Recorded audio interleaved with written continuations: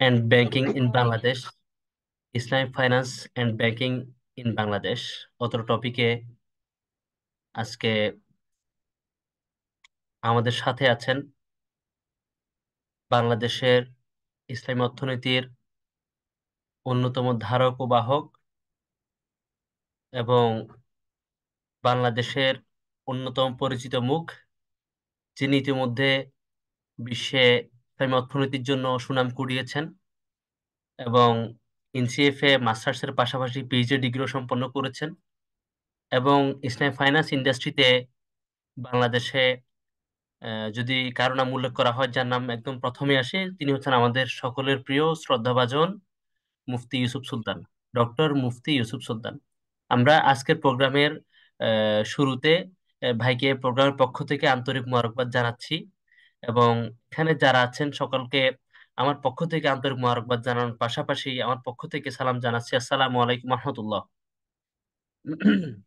ওয়ালাইকুম আমাদের আসসালাম ওয়া প্রোগ্রাম রাহমাতুল্লাহ। জাযাকুমুল্লাহ ছয়টায় শুরু খাইরান। হওয়ার কথা। আহ, আলহামদুলিল্লাহ অনেকে আমাদের সাথে যুক্ত হয়েছেন। আমরা আজকে আমাদের প্রোগ্রামের হচ্ছে মূল আলোচনার দিকে চলে যাব।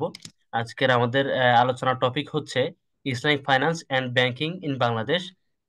এটা হচ্ছে আয়োজন করেছে ঢাকা ইউনিভার্সিটি দাওয়া অ্যাসোসিয়েশনের পক্ষ থেকে। আজকে ইউসুফ সুলতান ভাইকে আমি আবারও মোবারকবাদ জানাচ্ছি এবং আলোচনা শুরু করার জন্য বিনীত অনুরোধ করছি।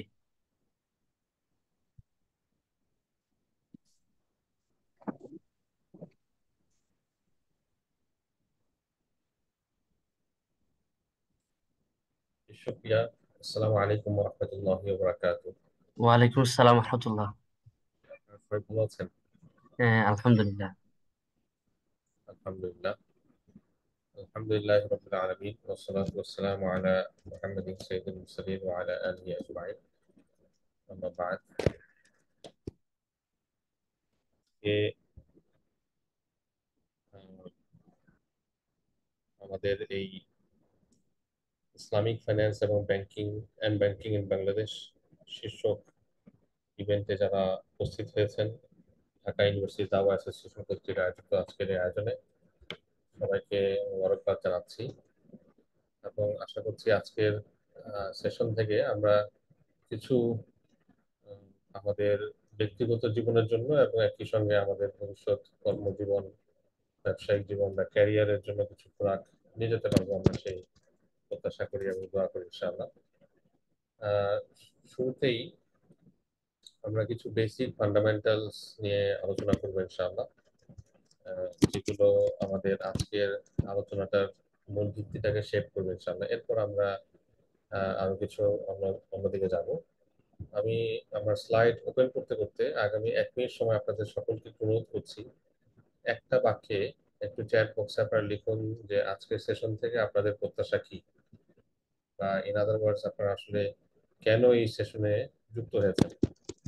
জাস্ট একটা বাক্যে চ্যাট বক্সে লিখুন। আমি আমার স্লাইডটি ওপেন করছি।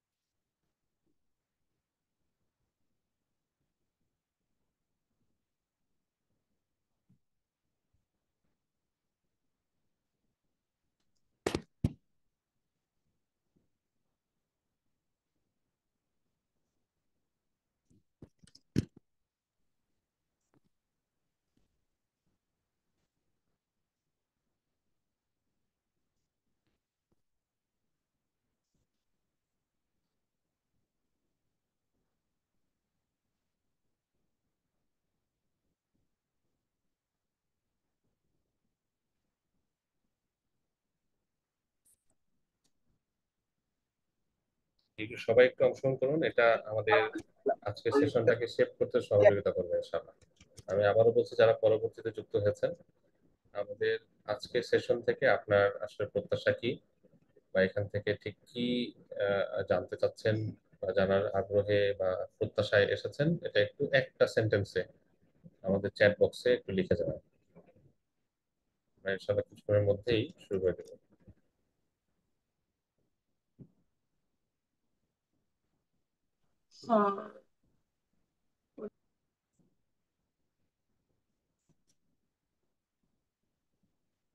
আচ্ছা, কয়েকজন লিখেছেন, যেমন রিমি লিখেছেন to know world monetary system with combination of Islam. Monetary system সম্পর্কে তিনি জানতে চেয়েছেন। আরেকজন মুফাসসিল বিজনেসের প্রয়োজনে ব্যক্তিগত ইনভেস্ট সংগ্রহ করার সময় কি কি বিষয় খেয়াল রাখা উচিত। আরেকজন ইসলামিক ফাইন্যান্স জানার জন্য রোডম্যাপ, আন্তর্জাতিক ব্যাংক, বাণিজ্য ইসলামীকরণ ইত্যাদি। বুরহান লিখেছেন to learn about opportunities and potentiality of Islamic financial banking in Bangladesh. আর ইসলামী অর্থনীতি সম্পর্কে মৌলিক জ্ঞান লাভ এবং এই বিষয়ে উচ্চতর শিক্ষা অর্জনের জন্য প্রয়োজনীয় দিক নির্দেশনা লাভ। আহ, ফারহান লিখেছেন finance and banking are the unavoidable part of our life, so want to gather clear concept and knowledge. তাহলে আমরা মোটা দাগে যারা এখানে লিখেছেন, দুই ধরনের বা তিন ধরনের মোটা দাগে ডিসকাশন প্রত্যাশা করছেন বলে আমরা দেখতে পাচ্ছি। একটা গ্রুপ হচ্ছেন যারা একেবারে বেসিক, যে আসলে আমরা ইসলামী অর্থনীতি বলতে আসলে কি বুঝাই এবং মৌলিক কিছু বিষয়ে তারা জানতে চাচ্ছেন। হয়তো এটাই ওনাদের জন্য এই ধরনের প্রথম সেশন বা একেবারেই বুনিয়াদি বা প্রাইমারি একটি সেশন। আরেকটি গ্রুপ আমাদের কাছ থেকে জানতে চাচ্ছেন আরেকটু অ্যাডভান্স টপিক, যেখানে আমরা ইসলামের মনিটারি সিস্টেম কি রকম হবে, ইন্টারন্যাশনাল ট্রেড কেমন হবে ইত্যাদি বিষয়ে জানতে চেয়েছেন, জানার প্রত্যাশা করছেন। আর আরেকটি গ্রুপ অডিয়েন্স, আপনারা জানতে চেয়েছেন হয়তো ব্যক্তি জীবনে অথবা ব্যবসায় কিংবা ক্যারিয়ারে কিভাবে ইসলামিক ফাইন্যান্স রিফ্লেক্ট করবে বা জার্নিটা কেমন হবে এই বিষয়ে। তো প্রথমত আমরা নিশ্চয়ই সকল বিষয়ে আজকের সেশনে আমরা কভার করতে পারবো না। আজকের সেশনটা আমাদের একেবারে বেসিক একটি সেশন। বাকি আমরা আশা করি যে এখান থেকে আমাদের কিছু বুনিয়াদি বিষয় চলে আসবে ইনশাআল্লাহ। তো আমরা যারা মানে আজকের এখানে কমেন্ট করেছেন সকলকে ধন্যবাদ জানাচ্ছি। আমরা এখনই শুরু করছি ইনশাআল্লাহ। বিসমিল্লাহির রহমানির রহিম। আমি আমার স্লাইডটি শেয়ার করছি। জি, আশা করছি আমার স্লাইডটি দেখা যাচ্ছে, যদি কেউ একটু কনফার্ম করেন।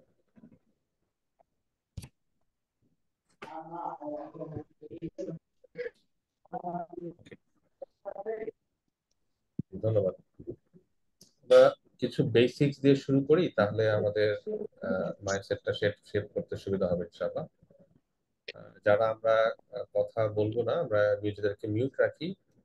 কোনো প্রশ্ন করার প্রয়োজন হলে আমরা হ্যান্ড রেজ করবো অথবা চ্যাট বক্সে আমরা নক করবো, সেটা অর্গানাইজ ভাবে আমরা ইনশাআল্লাহ ইয়া করতে পারবো। ওকে, প্রথম যে বিষয়টি আমি আপনাদেরকে আহ, যেদিকে ন্যাভিগেট করতে চাই, সেটা হচ্ছে যে একদম মৌলিক একটি বিষয়, যে আসলে আমরা কেন ইসলামিক ফাইন্যান্স নিয়ে ডিসকাশন করছি বা করতে চাই, এটার পেছনে মূল বিষয় কি।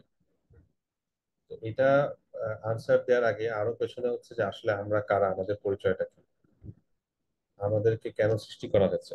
এটা অত্যন্ত ফান্ডামেন্টাল প্রশ্ন এবং আমরা সবাই জানি। তারপরে আজকের সেশনের সাথে রিলেভেন্ট করে আমি আবারও একটু এদিকে টাচ করতে চাই। আমাদের মৌলিক পরিচয় হচ্ছে আমরা মুসলিম। আল্লাহ রাব্বুল আলামিন আমাদেরকে তার ইবাদ হিসেবে, গোলাম হিসেবে, সার্ভেন্ট হিসেবে তিনি সৃষ্টি করেছেন। আমরা যেন তার ওয়ার্শিপ করি, তার ইবাদা করি, এবং সেই হিসেবে তিনি আমাদেরকে অনেক নির্দেশনা দিয়েছেন। এর মাঝে একটি এটাও, যে আমরা যেন আমাদের সকল আয় রোজগার, আমাদের খাবার, আমরা যা খাচ্ছি সেটা যেন পবিত্রতম বা তয়্যিবাত থেকে খাই। কুলু মিন তয়্যিবাতি মা রাযাকনাকুম ওয়াশকুরু লিল্লাহ। আল্লাহ যেমন এই আয়াতটির কথা যদি আমরা বলি, এমনি আগের দুই আয়াতে, একটা এই আয়াতে আল্লাহ রাব্বুল আলামিন বলছেন যে আফা হাসিবতুম আন্নামা খালাকনাকুম আবাসা ওয়া আন্নাকুম ইলাইনা লা তুরজাউন। তোমরা কি ভেবেছো তোমাদেরকে আমি এমনিতেই ইউজলেসলি সৃষ্টি করেছি, তোমরা আমার কাছ থেকে, মানে আমার কাছে ফেরত আসবে না, এই বিষয়টিকে তোমরা ভেবেছো।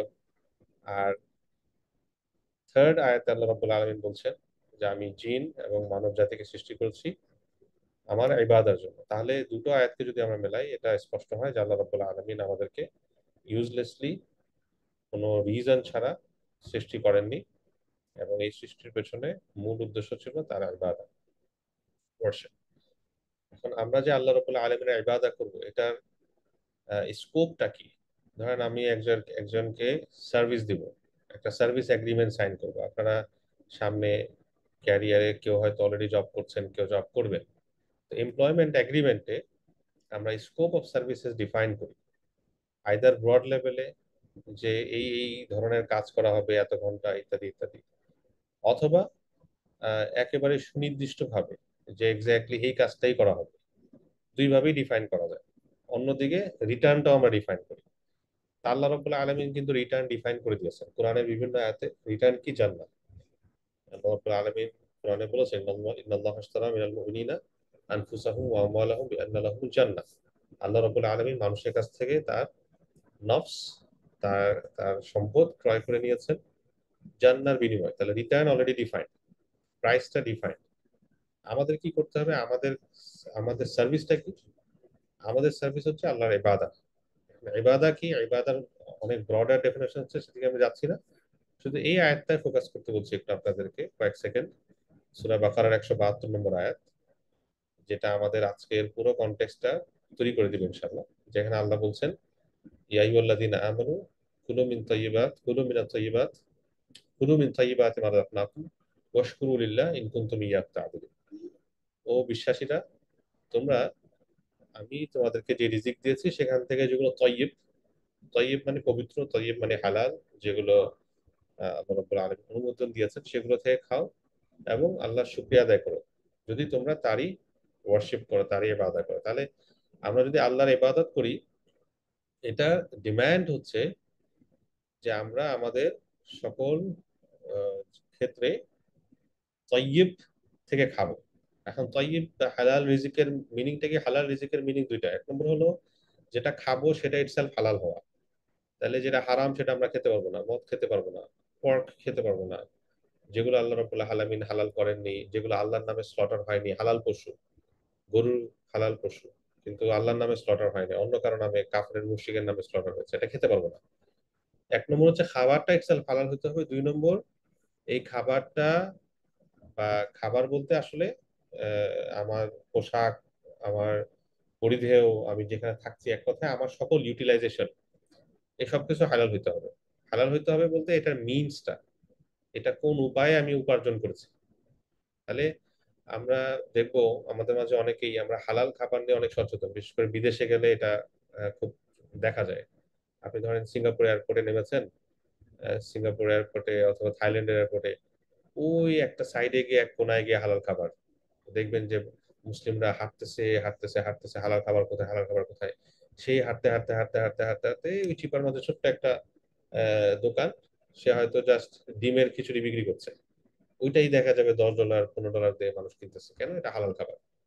কিন্তু এটা কিন্তু হালালের একটা পার্ট, ইটস নট এভরিথিং। হালালের একটা বড় স্কোপই কিন্তু হচ্ছে আমি কিভাবে উপার্জনটা করছি। হালাল খাচ্ছি, হালাল গরুর গোশত খাচ্ছি, কিন্তু টাকাটা কামিয়েছে আমি ফ্রড অথবা অন্যায়, দুর্নীতি, করাপশন, আপনার বিভিন্ন মিথ্যা ইত্যাদির মাধ্যমে। তাহলে আমার ইভেন দো গরুর গোশতটা হালাল, কিন্তু এটা ইনকামের সোর্সটা, মিনসটা যেহেতু নন হালাল ছিল, তাহলে আলটিমেটলি আমি কিন্তু তয়্যিব খেলাম না। আল্লাহ বলছেন যে যদি তোমরা আল্লাহর ওয়ার্শিপ করো, আল্লাহর ইবাদত করো, তাহলে তয়্যিব থেকে খাও। তয়্যিবকে ডিফাইন করা যায় হালালের চেয়ে আরো উপরের দিকে। তা আমরা একটা ভেরি মিনিমাম যদি হালাল ধরি, তাহলে অন্তত হারাম থেকে বেঁচে থাকি যাবে। এটা আল্লাহ তাআলার নির্দেশ। এখন আমরা যদি এই বিষয়টা বুঝতে পারি যে আমাদের মাকাম কি, আমরা কে, এবং আল্লাহ রাব্বুল আলামিন আমাদের যে সৃষ্টি করেছেন অর্থহীন ভাবে সৃষ্টি করেননি, এটার পেছনে উদ্দেশ্য ছিল, উদ্দেশ্য কি এবং সেই উদ্দেশ্যের দাবি কি, এটা যদি আমাদের কাছে স্পষ্ট হয়, নেক্সট যে পয়েন্টটি আমি তুলে ধরতে চাই সেটা হচ্ছে যে আমাদের ওভারঅল হালাল আর্নিং এর এবং overall earning, sorry, importance of earning, আয় রোজগারের গুরুত্ব নিয়ে। এটা আসলে বর্তমান সময়ে বলার তেমন প্রয়োজন নাই। বর্তমান সময়ে ওভারঅল মানুষ নানাভাবে আয় রোজগারের প্রতি ঝুঁকে থাকে। কাজেই আয় রোজগার যে জরুরি, এটা নিয়ে বলার তেমন প্রয়োজন নাই। তবুও এই হাদিস এবং এই আয়াতগুলো আমাদের কাছে এটা স্পষ্ট করে যে শরিয়া চায়, ইসলাম চায় যে আমরা আয় করি, আমরা আয়ের জন্য সাফিসিয়েন্ট এফোর্ট দেই, আয় রোজগারের জন্য সাফিসিয়েন্ট এফোর্ট দিই। আমরা করাপশন, মিথ্যা প্রতারণার পথ পদ্ধতি বাদ দিয়ে আল্লাহ রাব্বুল আলামিনের ফদল দেখেন, প্রথম আয়াতটাই দেখেন, ফাইদা কুদিয়াতিস সালাহ ফান্তাশিরু ফিল আরদি ওয়াবতাগু মিন ফাদলিল্লাহ, সূরা জুমআ 10 নম্বর আয়াত। যখন নামাজ শেষ হয়ে যাবে তখন তোমরা জমিনে ছড়িয়ে যাও এবং আল্লাহর ফদল অন্বেষণ করো, আল্লাহর অনুগ্রহ অনুসরণ অন্বেষণ করো, বাউন্টি অফ আল্লাহ। ফদল দিয়ে আসলে কি বুঝিয়েছেন? রিস্ক বুঝিয়েছেন। রিস্ক অন্বেষণ করো, রিস্ককে আল্লাহ রাব্বুল আলামিন তার অনুগ্রহ বলছেন, এটা খুঁজতে হবে। ওয়াবতাগু, আমি যদি বসে থাকি তাহলে এটা আমার কাছে আসবে না। আমি যদি ভাবি যে হালাল রিস্ক আমার কাছে এমনিতেই চলে আসবে, এটা আসবে না। এটার জন্য এফর্ট দিতে হবে, ওয়াবতাগু মিন ফাদলিল্লাহ। এবং এটা, এই যে এফর্ট দিতে হবে, এটা বিভিন্ন বিভিন্ন আয়াতে আছে। পরের আয়াত যদি আমরা দেখি, সূরা কাসাসের ৭৭ নম্বর আয়াত, ওয়াবতাগি ফিমা আতাকাল্লাহু দারাল আখিরা আখিরা ওয়ালা তানসা নসিবাকা মিনাদ দুনিয়া। আল্লাহ তোমাকে যা দিয়েছেন তার ভেতর দিয়ে তুমি আখিরাতকে অন্বেষণ করো, এবং দুনিয়ার যে নসিব, দুনিয়ার যে অংশ, সেটাও তুমি ভুলে যাও না। আচ্ছা, তো ভুলে যাও না, তাহলে কি করব? ওই প্রথম আয়াতের অংশের সাথে যদি মেলাই এবং আগের আয়াতের অংশের সাথে যদি মেলাই, এটা স্পষ্ট হয় যে তাহলে তোমরা এফোর্ট দাও। এফোর্ট দাও রাইট ওয়েতে, রাইট জায়গায়, যেন তোমরা কি করতে পারো? তাইয়্যিব খেতে পারো। এরপর আরো দুটো হাদিস এখানে আছে, যে দুটো হাদিসে এটা প্রতিপাদ্য। রাসূলুল্লাহ সাল্লাল্লাহু আলাইহি ওয়াসাল্লাম মানে আমাদের এফর্ট থেকে আর্ন করার কথা উৎসাহিত করেছেন। মা আকালা আহাদুন তাআমান কাত্তু খায়রান মিন আইয়াকুলা মিন আমালিয়াতি। একজন ব্যক্তি তার স্বহস্তে পরিশ্রম করে যেটা আর্ন করে, তার চেয়ে ভালো আর কিছু না। তারপর তার এফোর্ট দিতে বলেছেন। আবার অন্য হাদিসে যদি দেখি, আই ইয়াহতাতিবা আহাদুকুম আলা যহরি খায়রুম মিন আইয়াসালা আহাদান ফায়াতিয়াহু ওয়া ইয়ামনাহু। মানুষের কাছে চাওয়ার চেয়ে, মানুষের কাছে সে ঋণ করার চেয়ে, মানুষ ঋণ করার কথা এখানে অবশ্য রাসূল বলেননি, আমি এটা ইন্টারপ্রেট করছি। তিনি বলছেন আই ইয়াসআলা, চাওয়ার চেয়ে, মানুষের কাছে চাওয়ার চেয়ে, আই ইয়াহতাতিবা আহাদুকুম, সে যদি কাঠ কেটেও তার আপনার ঘাড়ে পরিবহন করে, এটা তার জন্য উত্তম। কারণ মানুষের কাছে চাইলে কি হবে? ফায়াতিয়াহু আও ইয়ামনাহু, সে হয়তো দিতেও পারে অথবা না করে দিতে পারে, যেটা লজ্জার বিষয়, এম্বারেসিং বিষয়। কাজেই নিজের এফর্ট দেওয়ার ব্যাপারে রাসূলুল্লাহ সাল্লাল্লাহু আলাইহি ওয়াসাল্লাম আমাদেরকে উৎসাহিত করেছেন, আল্লাহ রাব্বুল আলামিন আমাদেরকে উৎসাহিত করেছেন। এবার আসি যে আমরা যখন আর্নিং আমাদের জন্য করতে হবে, তার নেক্সট স্টেপ হচ্ছে আর্নিংটা কিরকম হবে, কি ধরনের চাকরি আমরা করবো। আপনারা অনেকে এখানে হয়তো স্টুডেন্টস আছেন, একটু যদি হাত তুলেন ভার্চুয়ালি কয়জন স্টুডেন্ট আছেন, তাহলে আমার একটু কথা বলতে সুবিধা হবে। আর যদি অনেকেই প্রফেশনাল হন তাহলে আমি অন্যভাবে বলবো। জাস্ট একটু হাত তুলেন, ভার্চুয়ালি হাত তুলতে তো আর কষ্ট হয় না, একটা ক্লিক দিতে হয় শুধু। মাশাআল্লাহ, অনেকেই স্টুডেন্ট আছেন। আচ্ছা, অলরেডি 8 জন হাত তুলেছেন। ঠিক আছে, জাযাকুমুল্লাহ, 9 জন, 10 জন। অলরাইট। তো আপনারা যখন জবে যাবেন, কোন ধরনের জব আমি নেব? রাইট, আর্ন করতে হবে, এটা তো আমাদের কাছে স্পষ্ট। এটা এমনিতেই আমাদের যে সোশিও ইকোনমিক স্ট্যাটাস, অধিকাংশ জনগণের, কিছু ছাড়া যারা জন্মগতভাবে অত্যন্ত ধনী পরিবারে জন্ম নিয়েছেন, এরকম কিছু ফ্যামিলি যাদের রেশিও ওভারঅল পপুলেশনে হয়তো খুবই কম, less than 5%, এর বাহিরে সিংহভাগ পপুলেশনের ক্ষেত্রেই সোশিও ইকোনমিক কারণে আর্ন করতে হবে, এটা আসলে বলে বলে বোঝানোর বিষয় না। কিন্তু যেটা বলে বোঝানোর বিষয়, সেটা হচ্ছে আমরা কি আর্ন করব, কোথা থেকে আর্ন করব। তো কিছু কথা আগে গিয়েছে, তারপরে এই এই স্লাইডে আরো কিছু আয়াত এবং হাদিস, যেখানে আল্লাহ রাব্বুল আলামিনের কথা তো স্পষ্ট আমরা আগের আয়াতে করেছি, হালাল থেকে উপার্জন করা। এবং রাসূলের যে হাদিস, যেখানে এটা আসলে জাস্ট সামারি, মূল হাদিসটাতে হচ্ছে রাসূলুল্লাহ সাল্লাল্লাহু আলাইহি ওয়াসাল্লাম আমাদেরকে এক ব্যক্তির কথা বলেছেন, যিনি ধুলোমলিন, লম্বা সফর করে এসেছেন, ট্রাভেল করে এসেছেন, এবং মনেই হচ্ছে যে এরকম মানুষ আল্লাহর কাছে হাত তুললে সাথে সাথে দোয়া কবুল হয়ে যাবে। কিন্তু তার দোয়া কবুল হচ্ছে না কেন? কারণ রাসূল সাল্লাল্লাহু আলাইহি ওয়াসাল্লাম বলছেন, মাতআমুহু হারামুন ওয়া মাশরাবুহু হারামুন ওয়া মালবাসুহু হারামুন ফাআন্না ইস্তাজাবু লিযালিক। সে যেটা খাচ্ছে ওটা হারাম টাকার খাবার অথবা হারাম খাবার, যে সেটা পানীয় পান করছে সেটা হারাম থেকে আসছে, সে যেটা পোশাক পরিধান করেছে সেটা হারাম থেকে, তাহলে ফাআন্না ইস্তাজাবু লিযালিক, কিভাবে তার দোয়া কবুল হবে? অর্থাৎ দোয়া কবুলের ক্রাইটেরিয়া তো ফুলফিল হয় নাই।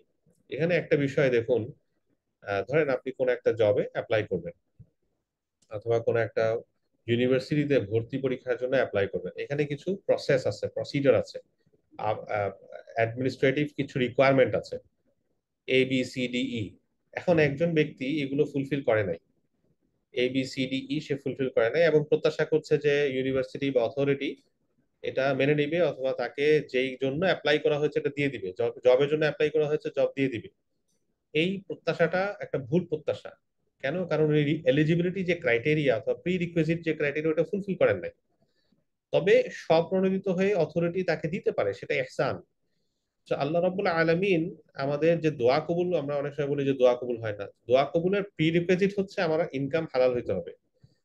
এখন ইনকাম হালাল না হওয়া সত্ত্বেও আল্লাহ দোয়া কবুল করতেই পারেন, তিনি রহমান তিনি রহিম। কিন্তু এইটা আপনার মানে আল্লাহ রাব্বুল আলমের পক্ষ থেকে ইহসান, আমরা সবসময় ওনার ইহসানের উপরেই আছি। ডেফিনেটলি উনি যদি আদল করেন, আমাদের সাথে ইনসাফ করেন, তাহলে আমাদের অবস্থা খারাপ হয়ে যাবে। উনি সবসময় আমাদের উপর ইহসান করছেন বিধায় আসলে আমরা চলতে পারছি, অথবা আখেরাতে নাজাতের প্রত্যাশা করতে পারছি। তো একজন মুসলিম হিসেবে আমার দোয়া কবুলের ক্রাইটেরিয়া হচ্ছে, প্রি রিকুইজিট হচ্ছে আমার ইনকাম হালাল হতে হবে। এরপর আল্লাহ রাব্বুল আলামিন আল কোরআন কারীমের সেই যুগান্তকারী আয়াত, সূরা আল বাকারার 275 থেকে 279 একাধিক আয়াতে আল্লাহ রাব্বুল আলামিন রিবা যে হারাম এটা স্পষ্ট করেছেন, আহাল্লাহুল বাই'a ওয়া হারামার রিবা। এবং ফার্দার রিবা বা সুদ বা ইন্টারেস্ট বা ইউজুরি যারা খায়, যারা দেয় ইত্যাদি, তাদের ব্যাপারে অত্যন্ত কঠিন হুঁশিয়ারি উচ্চারণ করেছেন। তিনি বলেছেন, ইয়া আইয়ুহাল্লাযীনা আমানু তাকুল্লাহ ওয়া যারু মা বাকিয়া মিনার রিবা ইন কুনতুম মুমিনিন ফাইন লাম তাফআলু ফাআযানু বিহারবিন মিনাল্লাহি ওয়া রাসূলিহি। ও মুমিনগণ, তোমরা রিবা থেকে বেঁচে থাকো, রিবা অ্যাভয়েড করো। আহ, যদি তোমরা আল্লাহ মানে আল্লাহকে ভয় করো এবং রিবা অ্যাভয়েড করো। ইন কুনতুম মুমিনিন, যদি তোমরা প্রকৃত মুমিন হয়ে থাকো। ফাইন লাম তাফআলু, যদি তোমরা সেটা না করো, অর্থাৎ রিবাতে তোমরা ইনভলভ থাকো স্টিল, তাহলে ফাআযানু বিহারবিন মিনাল্লাহি ওয়া রাসূলিহি, আল্লাহ এবং আল্লাহর রাসূলের সাথে যুদ্ধের জন্য প্রস্তুত হও। তো এই আয়াতগুলোতে আল্লাহ রাব্বুল আলামিন খুব স্পষ্ট ভাষায় আমাদের রিবার সম্পর্কে সতর্ক করেছেন। কিন্তু রিবা কিন্তু একটা বড় হারামের শিরোনাম। আমি রিবাটাকে উল্লেখ করতে চাই একটা বিরাট একটা চ্যাপ্টার, যেখানে অনেক রকম হারাম আয়ের ব্যাপার আছে। সেটার মধ্যে বস লেভেলের হচ্ছে রিবা। এই জন্য এত কঠিন হুঁশিয়ারি আল্লাহ রাব্বুল আলামিন উচ্চারণ করেছেন। কিন্তু এটাই একমাত্র হারাম না আয় রোজগারের ক্ষেত্রে। মানে বিষয়টা এমন না যে আমি রিবা থেকে, আমি তো সুদ খাই না, কিন্তু কি করি, আমি প্রতারণা করি, আমি অফিস টাইমে ফাঁকি দেই, আমি আপনার সুদ খাই, ঘুষ খাই, আমি করাপশন করি। না, বিষয়টা এরকম না। করাপশনও হারাম। আপনার বিশেষ করে করাপশন আমরা কাকে বলি? ফ্রড, যে কোনো ফ্রডই তো হারাম, যে কোনো প্রতারণাই হারাম, যে কোনো মিথ্যা চুরি, বিশেষ করে ফাইন্যান্সিয়াল ক্ষেত্রে তো হারাম, কোনো সন্দেহ নাই। অন্যের সম্পদ আমি চুরি করবো, এটা হালাল হওয়ার কোনো উপায় আছে? নাই। তো অন্যের অন্যের সম্পদ আমি ভক্ষণ করবো, এটার কোনো উপায় আছে? নেই। এখন যখন এটা পাবলিক মানি, তখন আমরা এটাকে কি বলি? করাপশন বলি। একজন আরেকজনের টাকা সে নিয়ে গেল, এটাকে আমরা চুরি বলি। বড়জোর প্রকাশ্যে হলে এটাকে ডাকাতি বলি। কিন্তু যখন সেটা পাবলিক মানি, এটা একটা ওয়াকাফের টাকা, এটা একটা ট্রাস্টির টাকা, এটা একটা আহ, সরকারের টাকা, জনগণের টাকা, তখন এটাকে আমরা করাপশন বলি। করাপশন একটু সুন্দর শব্দ মনে হয়, আসলে তো কি চুরি। মানে সোজা সাপটা বললে এটা একটা চুরি। এটা শরিয়ার দৃষ্টিকোণ থেকে অত্যন্ত ভয়ঙ্কর অপরাধ। এবং শুধু তাই না, বরং এটার সাথে যেহেতু আপনার হকুকুল ইবাদ যুক্ত, মানুষের হক যুক্ত, এখান থেকে বের হয়ে আসার প্রসেসটাও অনেক কঠিন। আহ, এটার থেকে নিজেকে পিউরিফাই করার প্রসেস অনেক কঠিন। সাধারণ একটা মানুষ, সে নামাজ পড়ে নাই, সে আল্লাহ রাব্বুল আলামিনের কাছে সিনসিয়ারলি যদি মাফ চায়, তওবা করে, আমরা আশা করি আল্লাহ রাব্বুল আলামিন তাকে ক্ষমা করে দিবেন। সিনসিয়ারলি, সিনসিয়ারলি বলতে এখানে আরো আরো ডিটেইল আছে। কিন্তু যখন আমরা আহ, আপনার আহ, মানুষের হক নষ্ট করি, হ্যাঁ, আমার ফুফুর জমি আমি দেইনি বা আমার বাবা দেননি, অথবা আমার আহ, বোনের জমি আমি দেইনি, স্ত্রীর মহারানা দেইনি।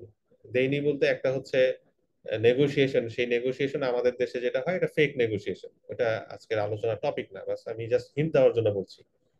পাশের প্রতিবেশীর জমি একটু করে দখল করেছি, হ্যাঁ, অথবা এরকম উত্তরাধিকার সম্পদ এখনো আমি ডিস্ট্রিবিউট করিনি, অন্যের সম্পদ, আমার ভাইয়ের সম্পদ আমি ভোগ করছি। এরকম অনেক ভাবে মানুষের হক হয়তো আমি নষ্ট করে আসতেছি, নাউজুবিল্লাহ। সেটার ব্যাপারে রাসূলুল্লাহ কঠিন ভাষায় হাদিসে হুঁশিয়ারি উচ্চারণ করেছেন। একটি প্রসিদ্ধ হাদিস আছে, যেখানে রাসূলুল্লাহ একদিন সাহাবীদেরকে জিজ্ঞাসা করেছেন, তোমরা কি জানো যে মুফলিস কে?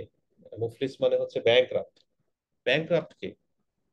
সাহাবীরা উত্তর দিয়েছেন, ইয়া রাসূলুল্লাহ, আল মুফলিস আল মুফলিসু ফিনা মান লা দিরহাম লাহু ওয়া লা মাতা। আমাদের মধ্যে তো ব্যাংক্রাফট সেই, মুফলিস সেই যার ব্যাংক্রাফট তো আর না, ব্যাংক্রাফট ওয়ার্ডটা নতুন আসছে, যেহেতু ব্যাংক আসার কারণে এখন আমরা দেউলিয়াকে নতুন ভাবে ডিফাইন করেছি, কিন্তু ব্যাংক আসার আগেও তো মানুষ দেউলিয়া হয়েছে, হয় নাই? তো মুফলিস আসলে দেউলিয়াকে বোঝায়, যার আসলে কিছু নাই, কোনো ওয়েলথ নাই, এবং সে অলরেডি ঋণগ্রস্ত। তো সাহাবীরা বলেছেন, আল মুফলিসু ফিনা মাল্লা দিরহাম আলাহু ওয়ালা মাতা, যার কোনো দিরহাম নাই, অর্থাৎ টাকা পয়সা নেই, যার কোনো মাতা নেই, কোনো অ্যাসেট নাই। রাসূলুল্লাহ সাল্লাল্লাহু আলাইহি ওয়াসাল্লাম তখন বলেছেন, আল মুফলিস, প্রকৃত মুফলিস হচ্ছে সেই যে দুনিয়াতে ভালো আমল করেছে, সালাত আদায় করেছে, সিয়াম আদায় করেছে, যাকাত দিয়েছে, হজ করেছে, কিন্তু আখেরাতে যখন আল্লাহর কাছে উপস্থিত হয়ে গেছে, দেখা গেল কি, যে তার অনেক দেনা। কিভাবে? যে সে কারো হক নষ্ট করেছে, কারো সম্পদ খেয়েছে, কাউকে রক্তাক্ত করেছে, কাউকে গালি দিয়েছে, অ্যাবিউজ করেছে। এই দেনাগুলো তো পরিশোধ করতে হবে। কিভাবে হবে? ফার্স্টে তাকে বলা হবে তার ভালো কাজগুলো দিয়ে সেই দেনা, সেই লায়াবিলিটি পরিশোধ করা। অর্থাৎ যিনি, যাকে সে অ্যাবিউজ করেছে, যার হক নষ্ট করেছে, তাকে তার ভালো কাজগুলো দিতে হবে। এটা যখন এক পর্যায়ে শেষ হয়ে যাবে, তখন যার হক সে নষ্ট করেছে তার খারাপ কাজগুলো বোঝা তাকে বহন করতে হবে, তার গুনাহের বোঝাগুলো তাকে বহন করতে হবে। অত্যন্ত কঠিন হাদিস। যাই হোক, আমার মনে হয় মূল কনটেক্সটটা আমাদের কাছে মোটামুটি স্পষ্ট হয়েছে। আরো বেশ কিছু হাদিস আছে, আমি জাস্ট এক নজরে বলে যাই। যেমন এই হাদিসে প্রথম বাম পাশে যে হাদিসটি, রাসূলুল্লাহ সাল্লাল্লাহু আলাইহি ওয়াসাল্লাম বলেছেন, কিয়ামতের দিন লা তাজুলু কদামা আবদিন ইয়াওমাল কিয়ামা হাত্তা ইউসালা আন খামসিন, যতক্ষণ না পাঁচটি প্রশ্নের উত্তর দেওয়া হবে, কিয়ামতের দিন কেউ আসলে দুই পা নাড়াতে পারবে না, অর্থাৎ মুভ করতে পারবে না। এর মাঝে দুইটা প্রশ্নই হচ্ছে তার সম্পদ নিয়ে, আন মালিহি মিন আইনা ইকতাসাবাহু ওয়া ফিমা আনফাকাহু, সম্পদ কোথা থেকে উপার্জন করেছে, কোথায় সেটা ব্যয় করেছে, ইত্যাদি।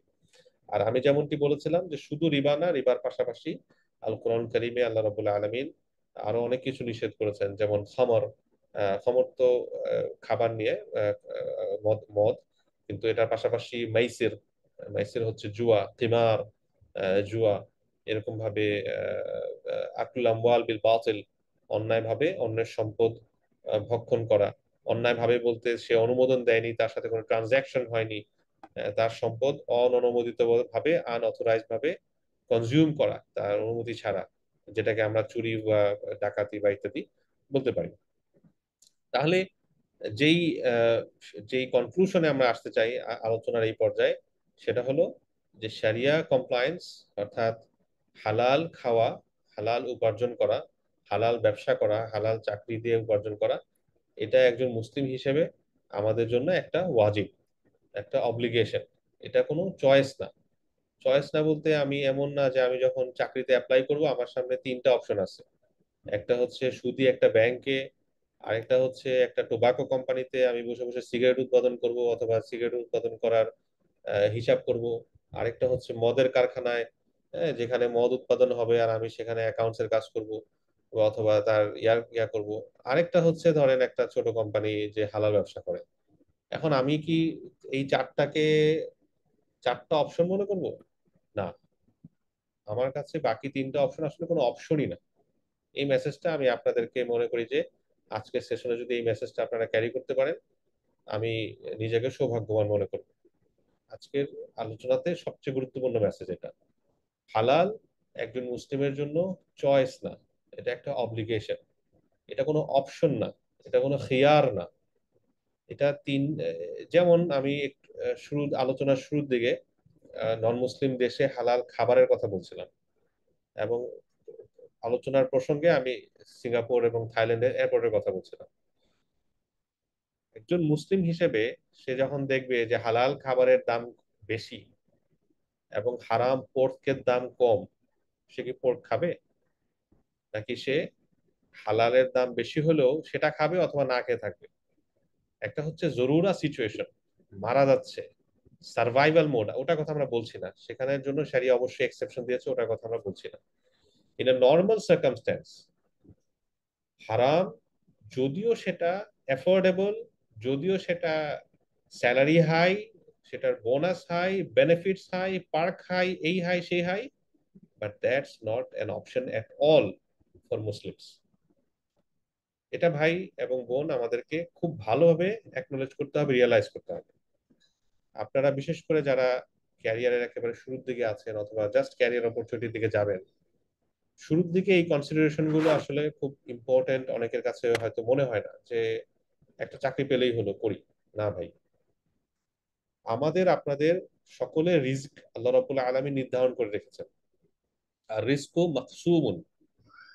এবং একজন সাহাবী, আমি এই মুহূর্তে ওনার নাম রিকল করতে পারছি না, তার একটি বিখ্যাত উক্তি আছে, মানুষ যেভাবে তার মৃত্যু থেকে পলায়ন করার চেষ্টা করে, স্টিল মৃত্যু তাকে খুঁজে বের করে, ঠিক একইভাবে মানুষ যদি রিস্ক থেকে পলায়ন করার চেষ্টা করত, তাহলেও তার জন্য নির্ধারিত রিস্ক তাকে খুঁজে বের করতো।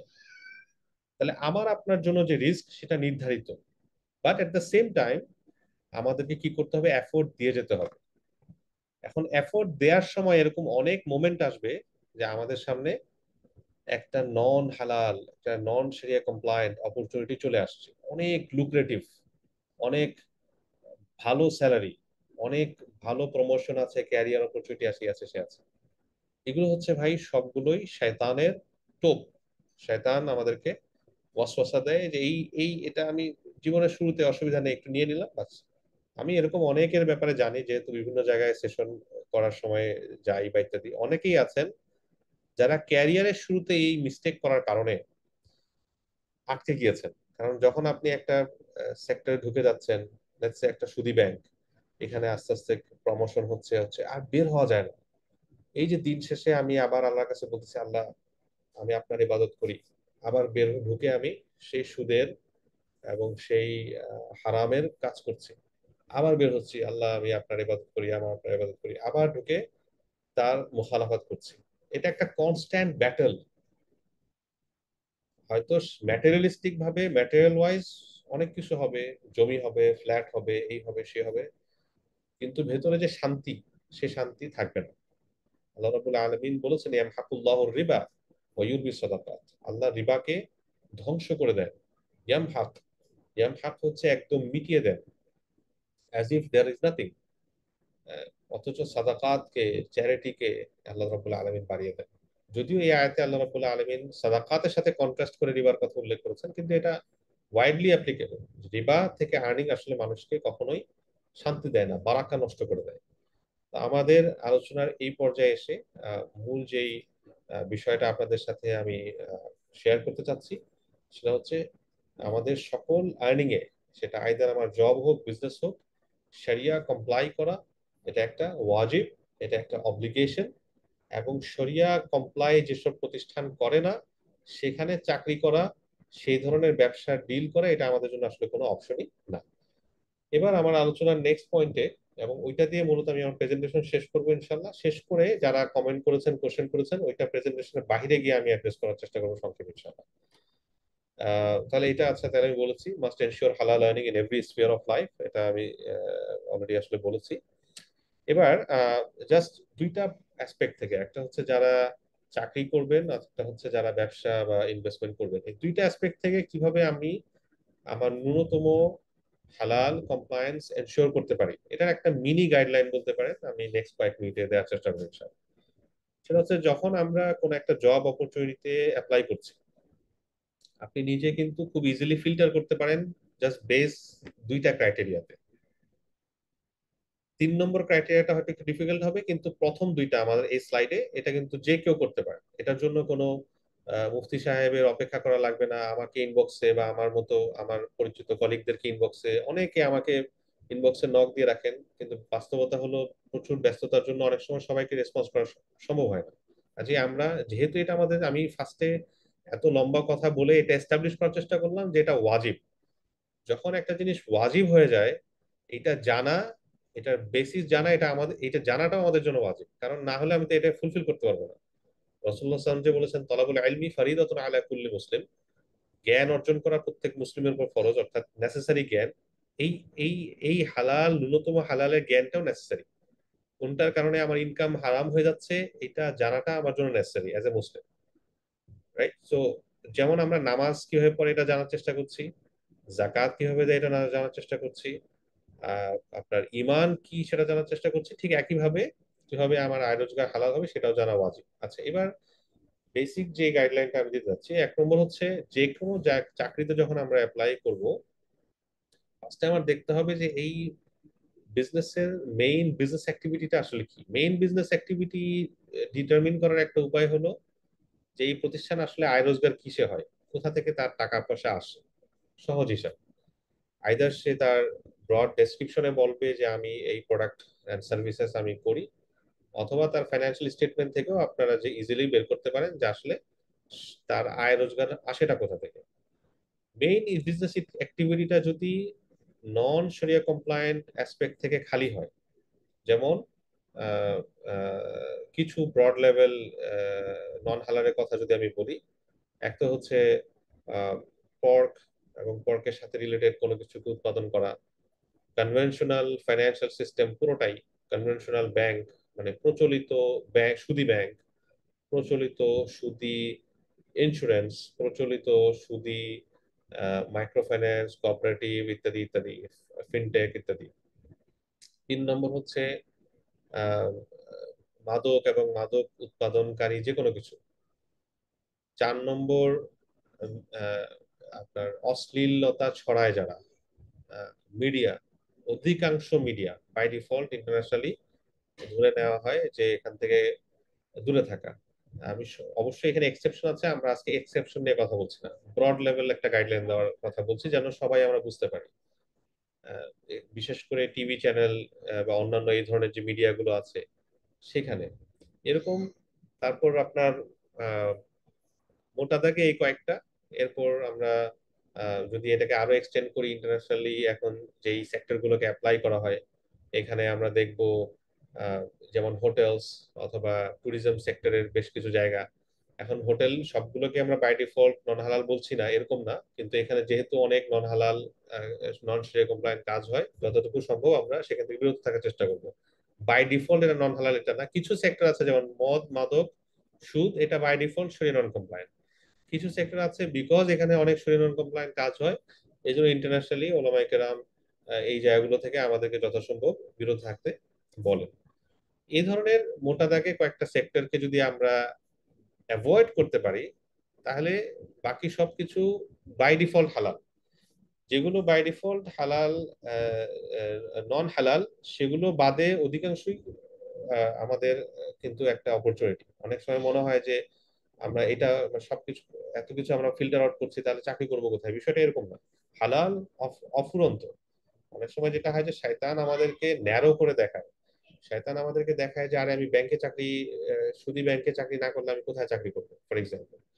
তো তখন আমাদের কাছে মনে হয় যে আমি তো তাহলে আহ, মানে আমার ক্যারিয়ার অপরচুনিটি ন্যারো হয়ে যাচ্ছে, কিন্তু বিষয়টা এরকম না। হালাল অফুরন্ত, হারাম আসলে অল্প কয়েকটা সেক্টর বা অল্প কয়েকটা জায়গা। আর 2 নম্বর যে বিষয়টা সেটা হচ্ছে আমার জব স্কোপ। ধরেন একটা হালাল বিজনেস, কিন্তু আমার কাজ কি? আমার কাজ হচ্ছে এখানে মিথ্যা প্রতারণা বা এই ধরনের কোনো কিছু করা। এটা অনেক সাবজেক্টিভ, এটা আমি সুনির্দিষ্ট গাইডলাইন বলতে পারছি না, কিন্তু ইন জেনারেল আমাকে এখানে অনৈতিক কাজ করতে হবে। ধরেন একজন ইঞ্জিনিয়ার ফর এক্সাম্পল, তো ইঞ্জিনিয়ার উনি চাকরি করছেন একটা রিয়েল এস্টেট ডেভেলপমেন্ট কোম্পানিতে। ওনার কাজ হচ্ছে ইচ্ছাকৃতভাবে ডেলিবারেটলি এখানে কাগজে লেখা একটা, কিন্তু উনি আপনার লো কোয়ালিটির যত ম্যাটেরিয়াল আছে সেগুলো দিবেন। আমি কিন্তু এটা বানাই বলছি না, আমি আমার একজন আহ, বাল্য বন্ধু থেকে এক্সাক্ট কেস স্টাডি শুনেছি, যেটার কারণে সে চাকরি ছেড়ে দিয়েছে আমাদের দেশের একটা সুনামধন্য কোম্পানিতে। সে যখন মানে কন্টিনিউয়ালি দেখেছে যে তাকে এরকম ম্যাটেরিয়ালের ক্ষেত্রে বিভিন্ন ক্ষেত্রে তাকে দুর্নীতি করতে বলা হচ্ছে এবং সবাই করছে কলিগরা, পরে সে সেই চাকরি ছেড়ে দিয়েছে। তো এরকম আমার যদিও মেইন অ্যাক্টিভিটি হালাল, কিন্তু কাজটা এরকম যে এটা প্রতারণা দিয়ে মোড়ানো, এটা ফ্রড দিয়ে মোড়ানো, এবং আমি চেষ্টা করার সত্ত্বেও এটা পারছি না চেঞ্জ করতে। তাহলে সেখান থেকে আমাদের বের হয়ে আসা উচিত অ্যাজ সুন অ্যাজ পসিবল। এবং সর্বশেষ যেটা আরেকটা আমরা বলি যে অনেক সময় এটা মিক্সড হয়ে যায়, মনে হয় যে আচ্ছা তার বিজনেস অ্যাক্টিভিটি মনে হচ্ছে হালাল আবার কিছু নন হালালও আছে।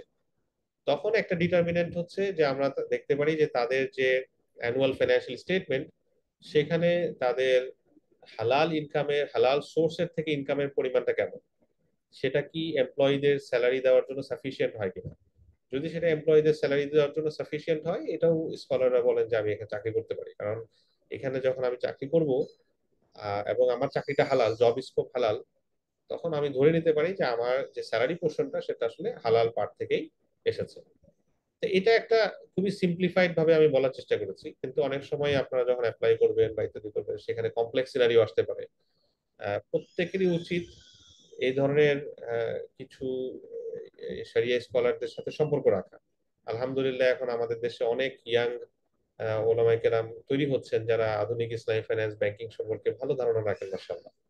আপনার যার সাথে সম্পর্ক রাখা সম্ভব রাখবেন এবং তার সাথে এই গাইডেন্স গুলো নেওয়ার চেষ্টা করবেন ইনশাআল্লাহ। সেকেন্ড যে পার্টটা, এটা হচ্ছে যারা ইনভেস্টমেন্ট করবেন, তারাও একই একই রকম অনেকটা। তাদের ক্ষেত্রে মেইনলি দুটো বিষয় আমি হাইলাইট করবো। এক নম্বর হচ্ছে মেইন বিজনেস অ্যাক্টিভিটি, যেটা এতক্ষণ আগেও বলে আসছি সেম। আর দুই নম্বর হচ্ছে কন্ট্রাক্ট। কন্ট্রাক্ট বলতে আমি হয়তো মেইন বিজনেস অ্যাক্টিভিটি হালাল, ফর এক্সাম্পল উনি হয়তো এগ্রিকালচারাল কোনো প্রোডাক্ট প্রডিউস করবেন, ম্যানুফ্যাকচার করবেন অথবা কিনে বিক্রি করবেন, বিজনেসটা তো হালাল। চাল ডাল আম, আমের সিজনে আম ফর এক্সাম্পল, অথবা কোরবানির সিজনে কোরবানি গরু, এটা তো হালাল। কিন্তু কন্ট্রাক্ট, যেই চুক্তিতে ওনার সাথে ইনভেস্টমেন্ট হচ্ছে, সেটা একটা সুদি চুক্তি, যে আমি এত টাকা ইনভেস্ট ইনভেস্ট করলে আমি এত পার্সেন্ট রিটার্ন পাবো। স্ট্রেট ফরওয়ার্ড, সেখানে আমার কোনো ঝুঁকিও নেই, কোনো পার্টনারশিপ কন্ট্রাক্টও নেই ইত্যাদি। তাহলে ইভেন তো আমার মেইন বিজনেস অ্যাক্টিভিটি হালাল, কিন্তু কন্ট্রাক্ট হালাল না হওয়ার কারণে, শরিয়া কমপ্লায়েন্ট না হওয়ার কারণে, তার এখান থেকে যেই ইনকামটা আমার ডিরাইভ হচ্ছে সেটা কিন্তু সুদ হয়ে যাচ্ছে অথবা নন হালাল হয়ে যাচ্ছে। আমি জাস্ট এই দুইটা বললাম, আর ফাইন্যান্সিয়ালসটা আপাতত আমি আজকের সেশনের জন্য বললাম। তাহলে মোটা দাগে আমরা জব করি অথবা বিজনেস করি অথবা অন্য কারো বিজনেসে আমরা ইনভেস্ট করি, যারা যদি আমরা নিজেরা এন্টারপ্রেনার হই, সেখানে তো ডেফিনেটলি আমাদের এই মাসালা, মানে মাসালা বলতে বেসিক যে রিকোয়ারমেন্ট, এটা আমাদের উত্তর উত্তর জানার চেষ্টা করা, যেন আমার ইনকামে আমার বিজনেসে শরিয়া নন কমপ্লায়েন্ট না চলে আসে। আমি একটা ভালো হালাল বিজনেস করছি, এখন ফান্ড দরকার, সুদি ব্যাংক থেকে আমি ব্যাংক লোন নিচ্ছি ফর এক্সাম্পল, অথবা একজন ইনভেস্টর পেয়েছি যে আমার এখানে সুদের ভিত্তিতে লোন দিবে ফর এক্সাম্পল। তো এই এরকম আরো অনেকগুলো কন্ট্রাকচুয়াল বিষয় আছে যেগুলোর কারণে আমার ফার্দার বিজনেস অ্যাক্টিভিটিতে শরিয়া নন কমপ্লায়েন্স চলে আসতে পারে। বিজনেস হলে সেক্ষেত্রে অবশ্যই কোনো কোয়ালিফাইড যিনি শরিয়া কনসালটেন্সি দিতে পারবেন ব্যক্তি বা প্রতিষ্ঠান, তার সাথে আমাদের এনগেজ হওয়াটা খুব ইম্পর্টেন্ট। কারণ এটার সাথে রিলেটেড অনেকগুলো party, stakeholder, investor, shareholder, এবং আমাদের শরিয়া নন কমপ্লায়েন্সের কারণে সকলের ক্ষেত্রে শরিয়া নন কমপ্লায়েন্ট আর্নিং চলে আসতে পারে নজরুল্লাহ। তো মোটা দাগে আমরা আজকের সেশনে একটা লম্বা সময় আসলে নিয়েছি, যেহেতু এটা আমাদের ফার্স্ট সেশন। আশা করি হয়তো আমরা আরো কথা বলবো, ডিসকাস করবো ইনশাল্লাহ। এই কনটেক্সটটা সেট করার জন্য যে আমাদের সকলের উপর হালাল ইনকাম করাটা ওয়াজিব, এবং আমাদের সকলের জন্যই এটা জরুরি এই বিষয়ে বেসিক জ্ঞান অর্জন করা কন্টিনিউয়ালি, এবং সর্বোপরি আমাদের ব্যবসা অথবা জব সব ক্ষেত্রেই এই প্রিন্সিপাল গুলো অ্যাপ্লাই করা। আমি আমার প্রেজেন্টেশনটা এখানে অফ করছি, এবং দ্বিতীয় ভাগে খুব সংক্ষেপে, যেহেতু আমরা ইনশাল্লাহ কিউএনএ প্রশ্নোত্তরে চলে যাবো, যেই বিষয়টা আমি সংক্ষেপে আলোকপাত করতে চাই সেটা হচ্ছে ইসলামিক ব্যাংকিং নিয়ে বাংলাদেশে। ফর এক্সাম্পল, দেখুন গত প্রায় 50 বছর আগে, 1975, আইএসডিবি বা ইসলামিক ডেভেলপমেন্ট ব্যাংক প্রতিষ্ঠা লাভ করে, এবং ওআইসির বলা যায় প্রত্যক্ষ তত্ত্বাবধানে আহ, এটার প্রতিষ্ঠা লাভ করার উদ্দেশ্যই ছিল হচ্ছে বিভিন্ন দেশে ইসলামিক ফাইন্যান্সিয়াল সিস্টেম যেন গড়ে ওঠে। কারণ অনেকটা মুসলিম দেশগুলো যদি বলি, আরব দেশগুলো বলি, অথবা আমাদের এই সাইডে মালয়েশিয়া বলি, ইন্দোনেশিয়া বলি, বাংলাদেশ ওদিকে, মোটামুটি মুসলিম মেজরিটি অনেকগুলো দেশ আসলে স্বাধীনতা লাভ করে এই টাইমটাতে।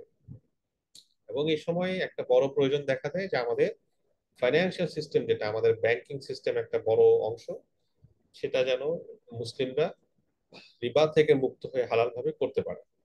আমরা জানি ব্যাংকিং এর মূল গোড়াটাই বা মূল যে এস্টাবলিশমেন্টটা, সেটার পেছনেই ছিল যে কিভাবে আমরা মানি ফর মানি জেনারেট করতে পারি, টাকার বিনিময়ে টাকা জেনারেট করতে পারি। এবং এই কনসেপচুয়াল জায়গা থেকে যদি আমরা চিন্তা করি, এটার তো ইসলামীকরণ আসলে পসিবল না। কারণ ইসলামিক যখন আমি করতে চাইবো, তখন শুধুমাত্র টাকা দিয়ে টাকা জেনারেট করা পসিবল না। এটার পেছনে ঝুঁকি আসবে, ঝুঁকি নিলে তখন এটা আর মানি থাকবে না, এটা ক্যাপিটাল হয়ে যাবে, ইনভেস্টমেন্ট হয়ে যাবে, পুঁজি হয়ে যাবে। অথবা আমাকে কোনো একটা কিছু বিক্রয় করতে হবে অথবা ভাড়া দিতে হবে। এই প্রবলেম গুলো সেই সময় ওলামায়ে কেরাম যে জানেননি তা না, তারা জেনেছেন, এবং জানা প্রেক্ষিতে ওই সময় থেকে প্রেক্ষিতে যেটা best solution, over based on অনেক কনভারসেশন, অনেক সেমিনার্স, কনফারেন্সেস, ওনাদের কাছে মনে হয়েছে ওনারা কিছু প্রোডাক্ট সলিউশন সামনে এনেছেন, যেগুলো দিয়ে আমরা কিছু প্রোডাক্ট যেটা কনভেনশনাল ব্যাংকগুলোতে চলতো সেটা অল্টারনেটিভ হিসেবে ইসলামিক ব্যাংকিং এ আমরা শুরু করতে পারি। তোর মধ্যে আমাদের দেশে উদাহরণস্বরূপ আমরা যদি ডেপোজিট সাইডে দেখি, একটা ব্যাংকে আমরা যখন টাকা ডেপোজিট দেই, আপনারা নিশ্চয়ই মুদারাবা টার্মটা শুনেছেন। মুদারাবা মানে হচ্ছে এক পক্ষ সেখানে ইনভেস্ট করবে, ক্যাপিটাল দিবে, আরেক পক্ষ সেটাকে ম্যানেজ করবে, এবং উভয়ের মাঝে রিটার্নটা বা প্রফিটটা আসলে ভাগ হবে পূর্ব নির্ধারিত একটা প্রফিট শেয়ারিং রেশিওর মাধ্যমে। পূর্ব নির্ধারিত সুদের হারের মাধ্যমে না, বরং প্রফিট শেয়ারিং রেশিওর মাধ্যমে। এই কন্ট্রাক্টটাকে এই কন্ট্রাক্টটা কিন্তু মৌলিকভাবে তো অনেক আগে থেকে প্রমাণিত, ইসলাম আসার আগেই ছিল। রাসূল সাল্লাল্লাহু আলাইহি ওয়াসাল্লাম নবী হওয়ার আগে থেকেই মুদারাবায় ব্যবসা করেছেন বলে ঐতিহাসিকবৃন্দ বলেছেন। উম্মুল মুমিনিন খাদিজা রাদিয়াল্লাহু আনহার ব্যবসা তিনি মুদারাবার ভিত্তিতে করেছেন। কিন্তু এটাকে ওভার টাইম, বিশেষ করে গত 50 বছরে আধুনিক ইসলামিক ব্যাংকিং এবং ফাইন্যান্স মার্কেটের জন্য স্কলাররা আরো অনেক মডিফিকেশন এটাতে প্রপোজ করেছেন, অবশ্যই বেসড অন ফেক্ট রিসার্চ ইত্যাদি, যেন এটা আমাদের আধুনিক ফাইন্যান্সিয়াল সিস্টেমের জন্য সুইটেবল হয়। অন্যদিকে ফাইন্যান্সিং সাইডে যদি আমরা বলি, একটা ব্যাংক এক নম্বর কাজ হচ্ছে তার একদিকে ডেপোজিট নেওয়া, দ্বিতীয়ত সেই ডেপোজিটটাকে মোবিলাইজ করা, সেইটা ডেপোজিটরদের টাকাটা যেন একটা জায়গায় বিনিয়োগ করা যায়। বিনিয়োগ সাইডে সুদী ব্যাংক গুলো কি করে? সুদী ব্যাংক গুলো জাস্ট আপনার টাকা দেয় এবং একটা সুদের হার নির্দিষ্ট করে এগ্রি করে নেয়, এবং সেটার ভিত্তিতে সে সুদ সহ ফেরত দেয়। ইসলামিক ব্যাংক গুলো যেহেতু সেটা করতে পারবে না, তাহলে এখানে কি করা যাবে? এখানে দুই রকম মোটা দাগে প্রোডাক্ট ইসলামিক ব্যাংকিং এর জন্য স্কলার বৃন্দ শুরু থেকে প্রপোজ করে এসেছেন, এবং এটা আস্তে আস্তে আরো ম্যাচিউরড হয়েছে এখন ইন্টারন্যাশনাল স্ট্যান্ডার্ড গুলোর মাধ্যমে। একটা হচ্ছে fixed return base product. Fixed return বলতে যেখানে আমি একটা ফিক্সড আপনার অ্যামাউন্ট ফেরত পাবো বলা, আহ, এরকম একটা বেসিক নিশ্চয়তা দেওয়া যায়। এটা কি ধরনের চুক্তিতে? ক্রয় বিক্রয় এবং ইজারা বা ভাড়া চুক্তিতে। অর্থাৎ আমি একটা কিছু বিক্রয় করলাম ক্লায়েন্টকে, বিক্রয়ের মূল্য তো ফিক্সড, কাজে সে আমাকে একটা ফিক্সড মূল্য দিবে। আরেকটা হচ্ছে ভাড়া, আমি যেমন আমরা বাসা ভাড়া নেই, গাড়ি ভাড়া নেই, এটা ফিক্সড হয়, সে একটা ফিক্সড রেন্ট আমরা তার কাছ থেকে নিতে পারবো। এই দুটো প্রোডাক্টই বাংলাদেশে আছে। একটা হচ্ছে বেই মুরাবাহা, যেটার ভিত্তিতে কোনো ক্লায়েন্টের কোনো কিছু প্রয়োজন হলে সেটা তাকে সেটা কেনার জন্য ব্যাংকে রিকুইজিশন দেয়, এবং ফার্দার ব্যাংক তাকে হয়তো এজেন্ট বানায় অথবা সরাসরি ব্যাংক কিনে দেয়, এবং মুরাবাহার ভিত্তিতে, অর্থাৎ একটা একটা প্রফিট মার্কআপে তার কাছে বিক্রি করে। আর ইজারা যেটা বললাম, ভাড়া, এটাও বাংলাদেশে আছে, যেটা এইচপিএসএম নামে পরিচিত, হায়ার পারচেজ অ্যান্ড শিরকতুল মিল্ক। এটার মাধ্যমে সাধারণত কারো বাড়ি কেনার প্রয়োজন হলে, বাড়ি ডেভেলপ করার প্রয়োজন হলে এই ধরনের ফাইন্যান্স তাকে করা হয়ে থাকে। আর দ্বিতীয়, এটা হচ্ছে এই দুটোই হচ্ছে আরেকটা বলতে পারেন অনেকটা ফিক্সড রিটার্নের ক্যাটাগরিতে পড়ে। এইচপিএসএম এর মধ্যে যদিও আরেকটা পার্ট আছে, মুশারাকা। মুশারাকা মানে হচ্ছে পার্টনারশিপ, কিন্তু বাড়ির ক্ষেত্রে আসলে পার্টনারশিপটা হচ্ছে জয়েন্ট ওনারশিপ, অর্থাৎ ব্যাংক এবং একজন ব্যক্তি উভয় মিলে যৌথ মালিকানা অর্জন করে থাকে। আর আরেকটা যেটা মডিউল, সেটা হচ্ছে পার্টনারশিপ বেসড। সাধারণত পুরো বিশ্বেই, শুধু বাংলাদেশে না, পুরো বিশ্বেই ব্যাংকিং সিস্টেমে আমরা এই মডেলের প্রয়োগ খুবই কম দেখেছি। এটার কারণ হলো ব্যাংকের যে ডেপোজিট এবং ফান্ডিং এর যে একটা একটা একটা একটা ম্যাচের প্রয়োজন হয়, সেটা মুশারাকা বা পার্টনারশিপ কন্ট্রাক্টের মাধ্যমে ডিফিকাল্ট হয়ে যায়। এক নম্বর বিষয়, অর্থাৎ ব্যাংক ডেপোজিটরকে আশ্বাস দিচ্ছে যে আমরা আপনাকে অনেকটা এই ধরনের একটা প্রফিট দিব বলে আশা করতে পারছি, কিন্তু মুশারাকায় ওই নিশ্চয়তা বা ওই ধরনের ইনভেস্টমেন্ট করা সম্ভব হয় না, যেহেতু আপনার বিজনেস যদি খারাপ হয়, অথবা এই যে আমাদের দেশে গত বছর অনেকগুলো আনসার্টেন ইভেন্ট গিয়েছে, যেটার কারণে বিজনেস গুলো হাইলি ইম্প্যাক্টেড হয়েছে। এই অবস্থায় এই প্রফিট সবসময় ইম্প্যাক্টেড হবে, এবং আলটিমেটলি ডেপোজিটররাও কম পাবে। এই যে একটা মিসম্যাচ, ডেপোজিটরদের প্রত্যাশা এবং অন্যদিকে ফাইন্যান্সিং সাইডের যেই আপনার অ্যাভেলেবেল প্রজেক্ট বা ইত্যাদি, এই মিসম্যাচের জন্য পুরো বিশ্বেই মুশারাকা বা মুদারাবার ভিত্তিতে ইনভেস্টমেন্ট বা ফান্ডিং সাইড আসলে খুবই কম হয়। তো এটা আরেকটা বিষয়, এটা নিয়ে প্রতিনিয়ত আলোচনা চলছে ইন্টারন্যাশনাল কনফারেন্স গুলোতে কিভাবে করা যায়। তবে এটা একটা ওয়ে আউট হচ্ছে যে ব্যাংকিং এর ভেতরে ব্যাংকগুলো আসলে এত হাইলি রেগুলেটেড এবং এত সিস্টেমাইজ করা হয়েছে ওভার দ্য ইয়ার্স, যে এটাকে মডিফাই করা মানে বলে না জগদ্দল পাথর সরানোর মতো একটা বিষয়। এত সিস্টেম্যাটিক অ্যাপ্রোচে তৈরি হয়ে আছে, তার চেয়ে আমরা যদি রিয়েল মুশারাকা মুদারাবা করতে চাই, ব্যাংকিং সিস্টেমের বাইরে এসে করলে সেটা ফ্রুটফুল হবে।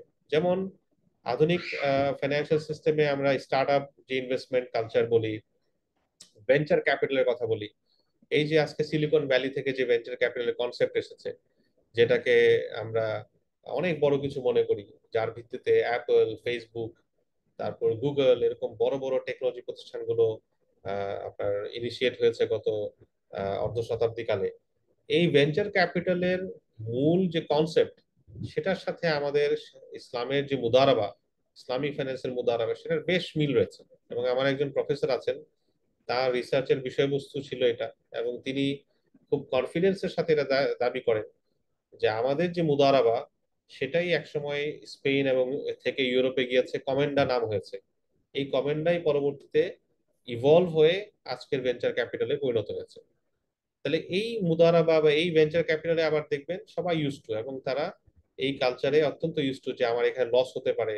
আমি আপনারা দেখবেন যে আহ, বড় বড় ফাইন্যান্সিয়াল অ্যানালিস্ট তারা বলছেন আমি 10টা ইনভেস্ট করলে হয়তো 9টাই আমার লস হবে, একটাই হয়তো আমার প্রফিট হবে। এই যে culture of profit and loss, সেটা কিন্তু তারা ভেঞ্চার ক্যাপিটাল স্টার্ট আপ ইনভেস্টমেন্টের মধ্যে তারা দেখেছেন এবং ইউজ টু হয়ে গেছে। এবং আমাদের দেশেও আপনারা জানেন যে স্টার্ট আপ ইনভেস্টমেন্টের একটা কালচার মোটামুটি শুরু হয়েছে, যদিও ওরকম স্কেলে হয় নাই, বরং অনেকগুলো কোম্পানি গত 8-10 বছরে ইনভেস্টমেন্ট পেয়েছে দেশের ভেতরে দেশের বাহিরে। এটাই তো মুদারাবা বা মুশারাকার মূল কনসেপ্ট। তো আমরা যদি মুদারাবা মুশারাকা চিন্তা করি, ব্যাংকের বাইরে খুব সুইটেবল। আমি ব্যাংকিং বিষয়ে আজকে খুব বেশি আসলে কথা বলতে চাচ্ছিলাম না, শুধু এতটুকু বলি যে ব্যাংক ইটসেলফ যেই ধারণার উপর তৈরি হয়েছে, সেই ধারণার সাথে ইসলামের মৌলিকভাবে ইসলামিক ফাইন্যান্স এবং ইকোনমিক্স এর অনেকগুলো কন্ট্রাডিকশন আছে। কিন্তু হ্যাভিং সেড দ্যাট, যেহেতু ইন্টারন্যাশনাল ট্রেড থেকে শুরু করে আমাদের পুরো অর্থ ব্যবস্থার একটা অবিচ্ছেদ্য অংশ ব্যাংকিং হয়ে গিয়েছে, এবং ওভারনাইট এটা চেঞ্জ করা পসিবল না বিভিন্ন ক্ষেত্রে। কাজেই আমরা যদি ব্যাংকিং এর সাথে ইনভলভ হতে হয়, তাহলে যেন রিবা থেকে বের হতে পারি, এটাই ছিল আধুনিক স্কলার কন্টেম্পোরারি শরিয়া স্কলারদের মূল চেষ্টা, যেটা আস্তে আস্তে গত 50-60 বছরে অনেক এগিয়েছে আলহামদুলিল্লাহ। এবং ব্যাংকিং এর অনেকগুলো ক্ষেত্রে, শুধু আমি আপনাদেরকে ডেপোজিট ফাইন্যান্সিং কথা কথা বললাম, কিন্তু ব্যাংকিং এর তো এই দুটোই না, ব্যাংকিং এর বাইরে কি ইন্টারন্যাশনাল ট্রেডে আপনার বিভিন্ন রকম সাপোর্ট দেয়, ট্রেজারিতে ব্যাংক ইন্টার ব্যাংক গুলো লেনদেন করে, ব্যাংক মানি মার্কেটে লেনদেন করে, সেন্ট্রাল ব্যাংকের সাথে ব্যাংকগুলো লেনদেন হয়। এরকম অনেকগুলো ফ্রন্টে ব্যাংকের কাজ ডেফিনেটলি আছে, এবং এই প্রত্যেকটা ফাংশনে ইন্টারন্যাশনালি সারিয়াস গ্লোবালি সারিয়া স্কলার কিন্তু কাজ করেছেন। বিভিন্ন ইন্টারন্যাশনাল প্রতিষ্ঠান হয়েছে, আমি একটি প্রতিষ্ঠানের নাম বলবো, AAOIFI, accounting and auditing organization for Islamic financial institution, based in Bahrain, যারা শুরু থেকে এখন পর্যন্ত অলমোস্ট 120টার উপর স্ট্যান্ডার্ড তারা প্রণয়ন করেছেন, কিভাবে একটি ইসলামিক আর্থিক প্রতিষ্ঠান, একটি ইসলামিক ব্যাংক, একটি ইসলামিক ইন্স্যুরেন্স অথবা ইসলামিক ফিনটেক ইত্যাদি, তারা শরিয়া পরিপালন করে তাদের এই কার্যক্রম চালিয়ে যেতে পারে। এবং এখানে গ্লোবালি অনেক বড় বড় সারি স্কলার বৃন্দ কন্ট্রিবিউট করে আসছেন গত 2 দশক ধরে। এবং আলহামদুলিল্লাহ আমাদের আইএফএ কনসালটেন্সিতে আমি সহ আমাদের টিমের অনেকেই এটার সার্টিফাইড অ্যাজ অ্যান অডিটর। তো যেই কথাটি মূল, সেটা হচ্ছে যে ডেফিনেটলি এখানে অনেক চ্যালেঞ্জেস আমাদের দেশেও রয়েছে শরিয়ার জায়গা থেকে। এবং রিসেন্টলি যেটা সবচেয়ে বড় চ্যালেঞ্জ হয়ে গেছে আমাদের দেশের প্রেক্ষাপটে, সেটা হচ্ছে ম্যাসিভ করাপশন, যেটা গত সরকার আমলে হয়েছে, যেখান থেকে উঠে আসার জন্য বাংলাদেশের বড় বড় ইসলামিক ব্যাংকগুলোকেও অনেক কষ্ট করতে হচ্ছে, স্ট্রাগল করতে হচ্ছে, এবং এটা হয়তো নেক্সট কয়েক বছর এরকম চলবে অ্যাটলিস্ট। তো এটা আমাদের দেশে একটা বাড়তি চাপ তৈরি করেছে ইসলামী ব্যাংকিং এন্ড ফাইন্যান্সের জন্য। কিন্তু আমি যেই মেসেজটা দিয়ে আজকের আলোচনার ইতি টানতে চাচ্ছি, সেটা হলো যে দেখুন, যত কিছুই আমরা বলি, এই চ্যালেঞ্জ থেকে বের হয়ে আসার জন্য আমাদের আসলে সম্মিলিত এফোর্ট দরকার। আমি শুরুতে এফোর্ট নিয়ে কয়েকটি আয়াত আমি আলোচনা করেছি, যেখানে আল্লাহ রাব্বুল আলামিন ওয়াবতাগি ফিমা আতাকা আল্লাহু দারাল আখিরা ওয়া লা তানসা নাসিবাকা মিনাদ দুনিয়া, এটা বলেছেন। আবার ওয়াবতাগু মিন ফাদলিল্লাহ, আল্লাহ রাব্বুল আলামিনের ফজল অনুসরণ করতে বলেছেন। তো আমাদের সকলেরই এই এফোর্টটা কম্বাইন্ড ভাবে দেওয়া উচিত। আপনারা যারা আজকে স্টুডেন্ট আছেন, ক্যারিয়ারের শুরুর দিকে আছেন অথবা মিড ক্যারিয়ারে আছেন, আপনাদের সকলের কন্ট্রিবিউশন দরকার। আপনারা এই উম্মার, এই ন্যাশনের সাম অফ দ্য বেস্ট মাইন্ডস এবং ব্রেইনস, আপনাদের কন্ট্রিবিউশন যদি এখানে না আসে, তাহলে আমরা যে ইসলামিক ফাইন্যান্স এবং ইসলামিক হালাল প্রত্যাশা করছি সেটা পিছিয়ে যাবে। আর কাজেই আমরা সবাই মিলে এই জার্নিতে আছি, এই মেসেজটা আমি আপনাদেরকে দিতে দিতে চাই।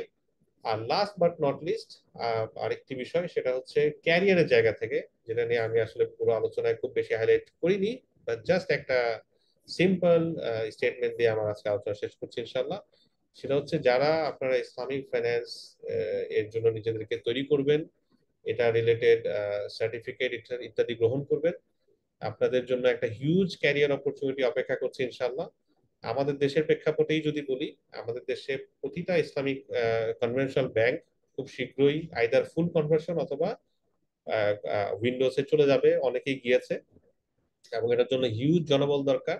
আমাদের জনবলের প্রচন্ড ঘাটতি আছে আমাদের ইসলামিক ব্যাংকিং সিস্টেমে এবং ইসলামিক ইন্স্যুরেন্স বা তাকাফুলে, ওভারঅল পুরো ইসলামিক ফাইন্যান্সিয়াল সিস্টেমে আমাদের দেশে প্রচুর জনবল ঘাটতি আছে, এক নম্বর। দুই নম্বর হচ্ছে বিভিন্ন ইউনিভার্সিটি গুলো, অলরেডি দুই তিনটা ইউনিভার্সিটির কথা আমি জানি যারা ব্যাচেলার্স মাস্টার্স প্রোগ্রাম নিয়ে আসছেন ইসলামিক ফাইন্যান্সে, তারা আপনাদের মতো যারা একাডেমিক সাইডে কন্ট্রিবিউট করতে চান, আপনাদের মতো একাডেমিক ইয়াং ট্যালেন্ট তারা খুঁজে বেড়াচ্ছেন, এবং এটার জন্য একটা হিউজ ডিমান্ড বা চাপ অলরেডি ক্রিয়েট হয়েছে। যারা মালয়েশিয়া থেকে বা অন্যান্য দেশ থেকে পড়ে আসছে, এদেরকে সবাই নেওয়ার চেষ্টা করছে, কারণ দেশে এই ধরনের ট্যালেন্ট খুব কম।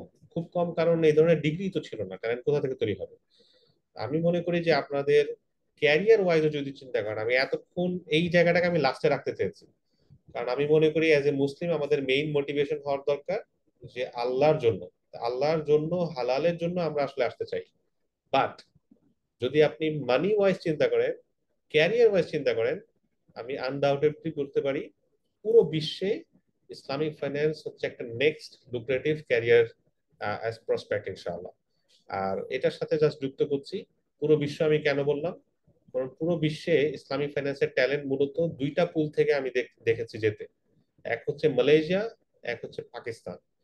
বাংলাদেশের যে ট্যালেন্ট পুল, আমি মনে করি ডেফিনেটলি তারা, আমি নাম দেশের নাম উচ্চারণ করছি না, বাকি ওভারঅল অন্য দেশের তুলনায় বাংলাদেশের ট্যালেন্ট পুল যদি আপনারা তৈরি করেন নিজেদেরকে, আপনাদের হিউজ প্লেসমেন্টের পসিবিলিটি আছে মিডল ইস্টে, ওয়েস্টার্ন কান্ট্রিগুলোতে, বাংলাদেশে তো অবশ্যই। কেন? কারণ আপনারা, আমাদের দেশের ভাইয়েরা বোনেরা হার্ড ওয়ার্কিং, আমরা মাল্টিলিঙ্গুয়াল, আপনারা ইংলিশ জানেন, উর্দু অনেকটা বুঝেন, হিন্দি অনেকটা বুঝেন, পাশাপাশি অনেকে হয়তো আরবিও কিছুটা বুঝেন। So you can contribute much better ইনশাআল্লাহ ইন দ্য গ্লোবাল স্ফিয়ার। কিন্তু এটার জন্য নিজেদেরকে তৈরি করতে হবে, ক্যারিয়ার জার্নি হিসেবে বিভিন্ন সার্টিফিকেশন প্রোগ্রামগুলো করতে হবে, এবং প্রতিনিয়ত লার্নিং এ থাকতে হবে, এবং গবেষণার সাথে লেগে থাকতে হবে। আমি আপনাদের সকলকে, সকলের জন্য ফিউচার ভালো ক্যারিয়ার প্রত্যাশা করে আমার মূল আলোচনা আজকে এখানে শেষ করছি ইনশাল্লাহ। যারা ইনবক্সে, চ্যাটে প্রশ্ন করছেন, ইনশাল্লাহ আমরা তাদের প্রশ্নগুলোকে অ্যাড্রেস করবো। জাযাকুমুল্লাহ।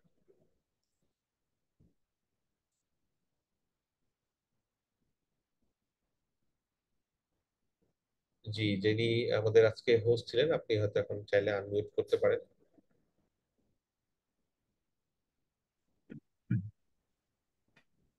আসসালামু আলাইকুম রহমতুল্লাহ। আলহামদুলিল্লাহ, ওয়ালাইকুম আসসালাম। এতক্ষণ ধরে আমরা ডক্টর মুফতি ইউসুফ সুলতান স্যার আলোচনা শুনছিলাম। তিনি বাংলাদেশের পাশাপাশি বিশ্ব ইতিমধ্যে সুনাম কুড়িয়েছেন এবং বিশ্বের অনেকগুলো ব্যাংকের সাথে তিনি জড়িত আছেন এবং অনেকগুলো বাংলাদেশের অনেক ব্যাংকের শরিয়া বোর্ডের সদস্য হিসেবে আছেন। আর আমি আজকে আপনাদের সাথে আছি হামিদুর রশিদ জামিল, পরিচালক, ঢাকা ইউনিভার্সিটি দাওয়া অ্যাসোসিয়েশন। তো আপনাদেরকে এতক্ষণ সহায় থাকার জন্য আমি আন্তরিকভাবে মোবারকবাদ জানাচ্ছি। ডক্টর মুফতি ইউসুফ সুলতান তিনি বাফ অ্যাওয়ার্ড পেয়েছেন ইতিমধ্যে বাংলাদেশের পক্ষ থেকে, এবং ইন্টারন্যাশনাল যে এই ব্যাংকগুলো আছে সেগুলোর সাথে তিনি কাজ করছেন, এবং তিনি আইএফএসি এর সহ প্রতিষ্ঠাতা পরিচালক এবং আদলের প্রতিষ্ঠাতা পরিচালক। তো এতক্ষণ তো আপনারা আলোচনা শুনেছেন। আপনাদের যদি কোনো প্রশ্ন থাকে তাহলে অনুগ্রহ করে আপনারা চ্যাট বক্সে লিখুন, শাইখ আপনাদেরকে উত্তর দিবেন ইনশাআল্লাহ। যে এখানে অলরেডি বেশ কিছু প্রশ্ন আছে, আমার মনে হয় আমি এখান থেকে কিছু নেওয়া নেই। আর পাশাপাশি নতুন প্রশ্ন থাকলে আপনারা বলতে পারেন স্যার। তো শুরুতেই আমি আপনাদেরকে জিজ্ঞাসা করেছিলাম যে আপনারা আসলে আজকে কি জানতে চান। অনেকেই সেখানে কয়েকটি বিষয় বলেছেন। তো ওখান থেকে আমি ধরে ধরে কিছু কিছু রেসপন্স করার চেষ্টা করছি স্যার। জি জি। একজন লিখেছিলেন যে তিনি জানতে চাচ্ছিলেন to know world monetary system with combination of Islam. Monetary system পুরো বিশ্বে আসলে যেভাবে পরিচালিত হচ্ছে, এটা ইসলামের যে ফান্ডামেন্টাল থট প্রসেস এটার সাথে অনেক সাংঘর্ষিক। ইসলাম ফান্ডামেন্টালি আমাদেরকে এটা ইয়ে ইয়ে শেখায়। নরে আপনারা সবাই একটু মুসলিম। মিউট রাখলে ভালো হয়। আচ্ছা, জি। ইসলাম ফান্ডামেন্টালি আমাদেরকে আমাদের সকল কিছু শরিয়া অনুযায়ী পরিচালনা করার কথা নির্দেশ দেয়। মনিটারি সিস্টেমও এর এর বাইরে নয়। কনভেনশনাল যে মনিটারি সিস্টেম, যেখানে মূলত আমরা সব সমস্যার সমাধান মনে করি ইন্টারেস্ট রেট বাড়ানো আর কমানোকে, যেখানে আমরা টাকা ছাপানো আর টাকা মার্কেট থেকে আপনার রিপ্লেট করে নেওয়া এটাকে মূল সমাধান মনে করি। যে মনিটারি সিস্টেমে অনেক ফিকটিশাস, অনেক আপনার বানানো ক্রয় বিক্রয় চলে, ফরওয়ার্ড, ফিউচার্স, অপশনস ইত্যাদি, এর সাথে ইসলামের অনেকগুলো জায়গায় সংঘর্ষ রয়েছে। এখন এখানে দুই ধরনের আলোচনা, একটা হচ্ছে যে ইসলামী মনিটারি সিস্টেম কি। আজকের আলোচনায় আমি আসলে এর চেয়ে বেশি বলতে পারবো না। আপনি যেহেতু জানতে চাচ্ছেন, আপনাকে আমি রেকমেন্ড করব ইনসিএফ এর একটা পাবলিকেশন আছে, বই আছে ইসলামিক ইকোনমিক্স নামে। এরকম ওটা একটি বই, আপনি সেটা সংগ্রহ করতে পারেন। অনলাইনেও হয়তো এটা ক্রয় করা যায় iFiki.isra.my থেকে। এখানে ইসলামিক ইকোনমিক্স এর জায়গা থেকে ইসলামিক মনিটারি সিস্টেম আসলে কি হওয়া উচিত, সেটার কম্পোনেন্ট গুলো কি, বিস্তারিত অত্যন্ত চমৎকার ভাবে সমৃদ্ধভাবে আলোচনা করা হয়েছে। আচ্ছা। আহ, 2 নম্বর, আরেকজন লিখেছেন বিজনেসের প্রয়োজনে ব্যক্তিগত ইনভেস্ট করার সময়, এটা আসলে আমি মোটা দাগে বলেছি। ইসলামী ফাইন্যান্স জানার জন্য রোডম্যাপ কি হতে পারে, হ্যাঁ এটা চমৎকার একটা প্রশ্ন, আমি কিছুটা আলোকপাত করেছি, তারপরেও আমি আরেকটু বিস্তারিত যাই। সেটা হচ্ছে যারা প্রথমে কিছু কনসেপচুয়াল জায়গা বিল্ড আপ করতে চান, তারা আমাদের আইএফএ কনসালটেন্সির একাধিক কোর্স আছে। যেমন এই মুহূর্তে আমরা সিআইইএফ আমাদের সার্টিফিকেট কোর্সের ইসলামিক ইকোনমিক্স এন্ড ফাইন্যান্স আমরা শুরু করছি। এটা অলরেডি অনেকগুলো ব্যাচ হয়েছে আমাদের। এটা আপনারা করতে পারেন, এখানে বেসিক আন্ডারস্ট্যান্ডিংটা বিল্ড আপ করবে। এর পাশাপাশি যারা আপনারা অলরেডি ব্যাচেলার্স করে ফেলেছেন, তারা হয়তো মাস্টার্স এর জন্য ইসলামিক ফাইন্যান্সকে সাবজেক্ট হিসেবে চিন্তা করতে পারেন। আমাদের দেশে কয়েকটি ইউনিভার্সিটি শুরু করছে, পাশাপাশি ইন্টারন্যাশনাল বিভিন্ন ইউনিভার্সিটিতেও যেতে পারেন, মালয়েশিয়া সহ অন্যান্য দেশে। মালয়েশিয়ার কয়েকটি ইউনিভার্সিটি অনলাইনেও সেটা অফার করছে, যেমন ইনসেফ ইউনিভার্সিটিরই অনলাইনে মাস্টার্স প্রোগ্রাম আছে, যেটা করে আবার আপনি পিএইচডিতেও এনরোল করতে পারবেন চাইলে। তো এটা একটা রোড ম্যাপ হতে পারে। এক কথায় নিজেকে তৈরি করে নেওয়া, এবং এই তৈরি করার জন্য নিজের ব্যক্তি মানে ফান্ডামেন্টাল আন্ডারস্ট্যান্ডিং ডেভেলপ করা, এবং একই সঙ্গে রেলেভেন্ট কিছু সার্টিফিকেট নেওয়া, প্রফেশনাল অথবা একাডেমিক। অনেকে শুধুমাত্র সার্টিফিকেট সংগ্রহ করেন, কিন্তু ফান্ডামেন্টাল আন্ডারস্ট্যান্ডিং ওনার বিল্ড আপ হয় না। এটা ইনিশিয়ালি কিছু টোটকার মতো কাজ করবে। টোটকার মতো কাজ করা মানে ইনিশিয়ালি হয়তো একটা প্রমোশন হবে, একটা চাকরি হয়ে যাবে, কিন্তু লং টার্মে এটা সাস্টেনেবল হবে না। কারণ ultimately knowledge is what is important. আমার যদি নলেজ বিল্ড আপ না করে, আমি যদি নাই বুঝি রিবা কি, গারার কি, কেন ইসলামিক ব্যাংক ফাইন্যান্স ইত্যাদি ইত্যাদি, তাহলে শুধু সার্টিফিকেট আমার ব্যাগে থাকলে আসলে খুব বেশি ফায়দা নেই। আশা করি মোটামুটি একটা দিকশনা পেয়েছেন। আরেক ভাই রাকিবুল হাসান জিজ্ঞাসা করেছিলেন আন্তর্জাতিক ব্যাংক বাণিজ্য ইসলামীকরণ সমস্যার সম্ভাবনা। আন্তর্জাতিক বাণিজ্যের ক্ষেত্রে অনেকগুলো ইস্যুস আছে আমাদের দেশে, শুধু না, সকল দেশের ইসলামিক ব্যাংকিং গুলোই বিভিন্ন আন্তর্জাতিক বাণিজ্যের বা ইন্টারন্যাশনাল ট্রেডের বিভিন্ন প্রোডাক্ট নিয়ে প্রতিনিয়তই আপডেট করছেন, ইত্যাদি করছেন, এবং এখানে প্র্যাকটিস ওয়াইজ কিছু ভিন্নতাও আছে। মালয়েশিয়া কিছু প্রোডাক্ট ব্যবহার করে যেটা ইন্দোনেশিয়ার, Malaysia Indonesia by the way almost same, Pakistan different ব্যবহার করে, মিডল ইস্টের কিছু আলাদা প্রোডাক্ট আছে, বাংলাদেশ কিছু ভিন্নতা আছে এখানে। এবং বিশেষ করে বাংলাদেশের জায়গা থেকে বলি, শরিয়ার কমপ্লায়েন্সের দিক থেকে অত্যন্ত ঝুঁকিপূর্ণ কিছু প্রোডাক্ট ব্যবহার হয়, যেগুলো আপডেট করা হচ্ছে বিভিন্ন ব্যাংক লেভেলে। তো আপনি যদি এই বিষয়ে আরো জানতে চান, আবারও আমি ইনসেফের ইসলামিক ফাইন্যান্সিয়াল সিস্টেম নামে একটি বই আছে, এটা যাদের পক্ষে সম্ভব আপনারা সবাই সংগ্রহ করতে পারেন। অত্যন্ত একটা এনসাইক্লোপিডিয়ার মতো অত্যন্ত মোটা একটি বই, যেখানে ইসলামিক ইকোনমিক্স এন্ড ফাইন্যান্সের ওভারঅল বিষয়গুলোকে চমৎকার টেক্সট বুকের মতো করে নিয়ে আসা হয়েছে। ফার্দার আপনারা আরো জানতে চাইলে ডেফিনেটলি এটা রিলেটেড বিভিন্ন কোর্স আছে, ইসলামিক ট্রেড ফাইন্যান্সের উপর কোর্স আছে, ইনসিএফ এর মুক কোর্স আছে সম্ভবত ইডিএক্স প্ল্যাটফর্মে অথবা অন্য কোনো প্ল্যাটফর্মে, ইনসিএফ এর ওয়েবসাইটে আপনারা দেখতে পারেন। বাংলাদেশে ইসলামী ব্যাংকিং এন্ড ফাইন্যান্সের পটেনশিয়াল নিয়ে আমি সংক্ষেপে বলেছি। আমি মনে করি যে বাংলাদেশের পটেনশিয়াল অনেক হাই, আগেও ছিল, কিন্তু গত সরকারের আমলে সীমাহীন দুর্নীতির কারণে ইসলামী ব্যাংকগুলোকে বিশেষ করে টার্গেট করে দুর্নীতি করার কারণে আমরা একটা হিউজ রেপুটেশনাল ক্রাইসিস এখন পড়ে গিয়েছে। এটা না থাকলে Bangladesh was in the right track to be one of the most influential Islamic finance market in this region. তো এইটা এখন উত্তরণ হতে অ্যাটলিস্ট কয়েক বছর লাগবে, 3 to 5 ইয়ার্স মিনিমাম লাগবে। এটার পরে গিয়ে হয়তো আবার আমরা বাংলাদেশের পটেনশিয়ালটা দেখবো। কিন্তু আমি মনে করি যে আপনারা যারা ক্যারিয়ারের শুরু লগ্নে আছেন অথবা career you are just about to enter into the career opportunity, you must এবং you should prepare your self for the Islamic finance industry, যেটা বাংলাদেশে অনেক অনেক ফ্লারিশ করবে ইনশাআল্লাহ। আমি যদি আমার মতো করে বলি, বাংলাদেশের নেক্সট ইকোনমিক ভেঞ্চার আসলে মানে উন্নতির ভেঞ্চারই হবে হালাল এবং ইসলামিক ফাইন্যান্স। এই দুইটা মার্কেটে নতুন বর্তমান ইন্টারিম গভর্নমেন্ট অলরেডি বেশ কিছু ফোকাস দিয়েছে, আপনারা হয়তো খেয়াল করছেন। হালাল ইন্ডাস্ট্রি এবং ইসলামিক ফাইন্যান্স দুইটা জায়গায় এটা যখন আরো ইন্টেন্সিফাই হবে, ডেফিনেটলি বাংলাদেশের ইকোনমি এটার উপর দাঁড়াবে এবং এটা একটা হবে one of the important pillars.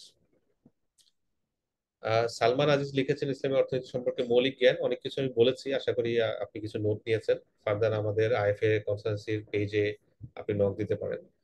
Financing and banking are unavoidable part of our life. আমি মোটামুটি ফারহান ফুয়াদ আপনার কোশ্চেনের মোটামুটি আনসার আমার কথায় আমি আলোচনা করার চেষ্টা করেছি, আশা করি স্পষ্ট হয়েছে।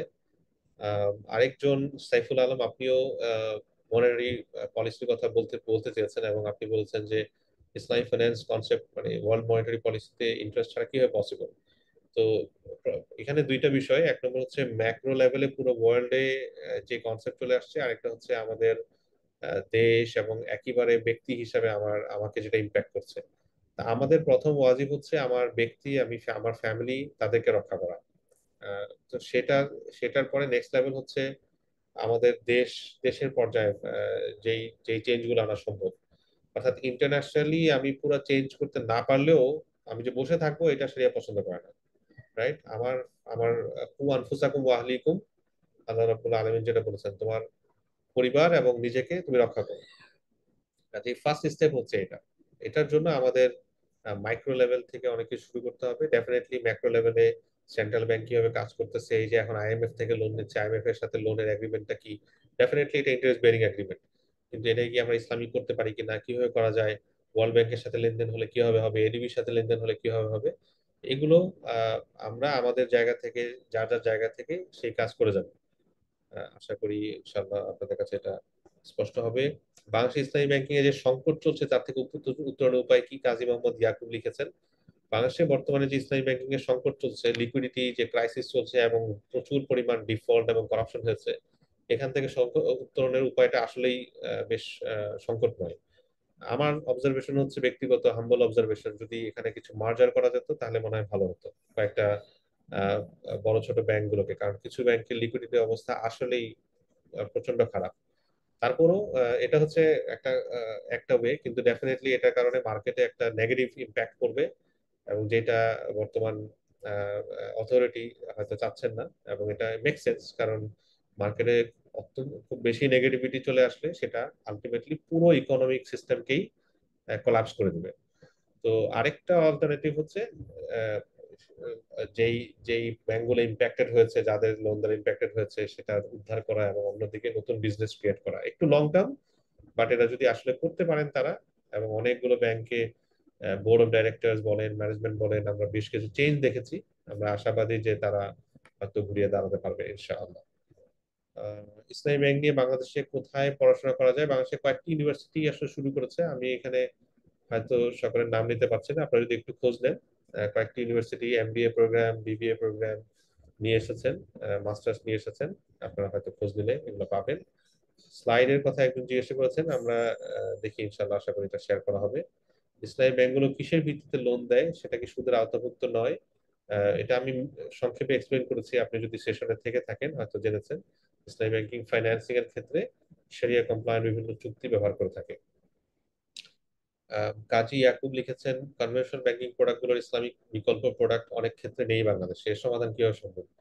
আসলে কনভেনশনাল সব প্রোডাক্টের বিকল্প প্রথমত পুরো বিশ্বেই নেই। যেমন আমি ফরওয়ার্ড ফিউচার্স অপশনস এর কথা বলছি, এগুলোর কোনো বিকল্প আসলে নেই। ফরওয়ার্ডের কিছুটা অল্টারনেটিভ আছে, মালয়েশিয়া ডেভেলপ করেছে এবং আরো কিছু দেশ ব্যবহার করছে। আবার অনেক প্রোডাক্ট আছে যেটার ট্রুলি অল্টারনেটিভ নেই। আবার মালয়েশিয়া ইন্দোনেশিয়া এই ব্লকে কিছু প্র্যাকটিস আছে যেটা আবার অন্য দেশ এবং অন্য দেশের স্কলার বৃন্দ অ্যাকসেপ্ট করেন না, এবং এটার অল্টারনেটিভ হিসেবে আবার পাকিস্তান এবং মিডল ইস্টের কিছু দেশে কিছু প্র্যাকটিস আছে। তো আমি মনে করি যে মূল বিষয় হলো আমাদের নলেজ বাড়ানো।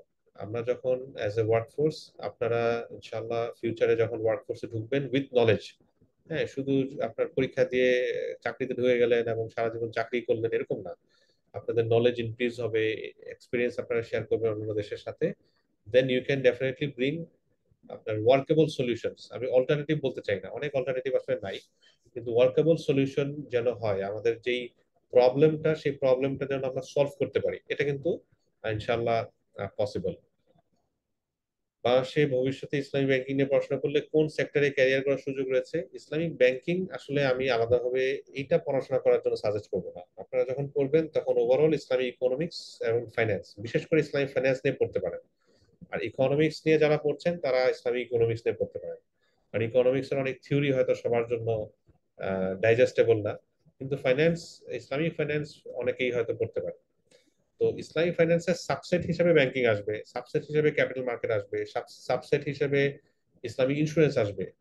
হ্যাঁ, তো আপনারা যদি এগুলো নিয়ে পড়েন তখন শুধু ব্যাংকিং না, ইভেন বাংলাদেশে যেটা হবে, আমি যেটা ফোর্সি করি ইনশাল্লাহ, যেটা পাকিস্তানে অলরেডি হয়েছে অনেকটাই, সেটা হলো বড় বড় কর্পোরেট গুলো তাদের, কারণ আমাদের দেশে অনেক বড় বড় কর্পোরেটের মালিক পক্ষ বা যারা ওনার পক্ষ, আমি অনেককেই দেখেছি তারা ধার্মিক মাসাল্লাহ, এবং তারা চেষ্টা করেন প্র্যাকটিস করতে। হয়তো জীবনের কোনো একটা পর্যায়ে তাদের মাঝে পরিবর্তন এসেছে, কিন্তু দে ডোন্ট নো যে how to manage their finances, অথবা তাদের তাদের ফাইন্যান্সিয়াল অ্যাসপেক্ট ইন শরিয়া কমপ্লায়েন্ট ম্যানার। আপনারা যখন এই ডিগ্রি গুলো নিয়ে নিজেদেরকে প্রস্তুত করবেন, আপনাদেরকে শুধু ব্যাংক আপনাদের ক্যারিয়ার অপরচুনিটি না, বরং এন্টায়ার ইকোনমিক সেক্টর আমি মনে করি যারাই হালাল ভাবে ব্যবসা করতে চাইবে, কারণ তার তো ডেফিনেটলি একদম ফাইন্যান্সিয়াল এক্সপার্ট লাগবে, সিএফও লাগবে, ফাইন্যান্স ম্যানেজার ইত্যাদি লাগবে, কিন্তু if you know Islamic finance then then you are better suitable for that job. তাই না? কারণ আপনি তাকে তার ফাইন্যান্সের অ্যাডভাইসও দিতে পারছেন, আবার একই সঙ্গে সে কিভাবে শরিয়া কমপ্লায়েন্ট ভাবে এটা করবে সেই অ্যাডভাইসও দিতে পারছেন। সো আমি মনে করি যে ক্যারিয়ার অপরচুনিটি আসলে ওয়াইড, খুবই ওয়াইড। ইসলামী ব্যাংকের লিকুইডিটি প্রবলেম কিভাবে মিনিমাইজ করা যাবে এটা আমি বলেছি, বইটার নাম আরেকবার বলতে চাচ্ছি, আচ্ছা ওইটা আমি বলছি ইসলামিক ফাইন্যান্সিয়াল সিস্টেম, আমি বইটার নাম লিখে দিচ্ছি, Islamic financial system, university, INCEIF university ওয়েবসাইটে গেলে আপনি আরেকটা বই আপনারা দেখবেন, ইসলামিক ইকোনমিক্স। এই ইনসিএফ এর এই বইগুলো টেক্সট বুকের মতো, আপনারা চাইলে ইউনিভার্সিটিতে ওইগুলো নিজেদের মাঝে পাঠচক্র করে পড়তে পারেন, অথবা ইউনিভার্সিটিতে পড়াতে পারেন ইত্যাদি। প্রফেসর মাহবুব জামান লিখেছেন, আসসালামু আলাইকুম, জাযাকাল্লাহ for a deep but okay, জাযাকাল্লাহ, what are your views on how to prevent the misuse and abuse of Islamic banking level? Misuse and abuse আসলে আহ, এটা শুধুমাত্র ইসলামিক ব্যাংকিং না, যে কোনো কিছু আমরা হালাল বলি অথবা ইয়া বলি, এটা একটা মানে স্বাভাবিক মানবীয় দুর্বলতা। আমরা মানুষ হিসেবে এটা, এই দুর্বলতা আমাদের, এটা ইনহেরেন্ট দুর্বলতা, যে আমরা যেই জায়গাটায় দেখি মানুষের কিছুটা ভক্তি আছে বা ইয়ে আছে, ওইটাকেই আমরা অ্যাবিউজ করি আনফরচুনেটলি। এবং এটা ইতিহাসে সবসময় হয়ে আসছে, এটা এমন না যে এখন নতুন করে হচ্ছে।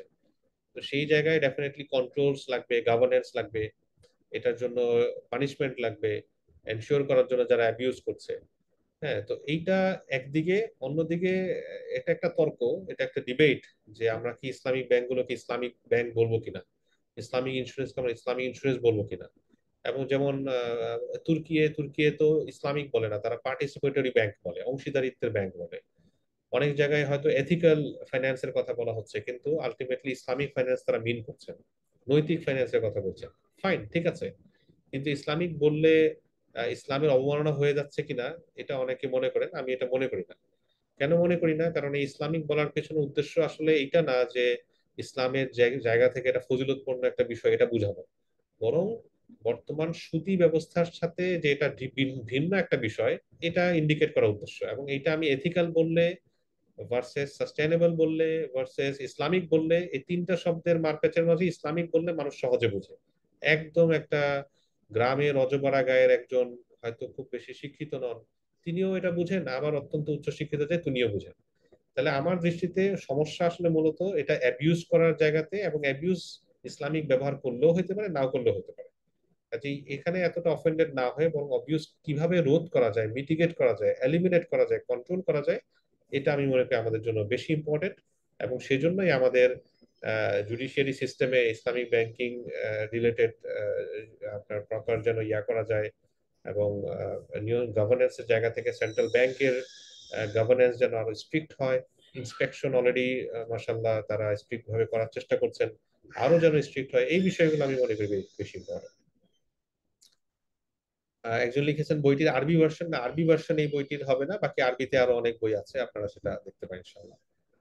ইনসেফের বইগুলো কিভাবে সংগ্রহ করবো? বাংলাদেশে প্রিন্ট বা হার্ড কপি পাওয়া যায়, বাংলাদেশে অনেকে প্রিন্ট বা হার্ড কপি নিয়ে আসেন।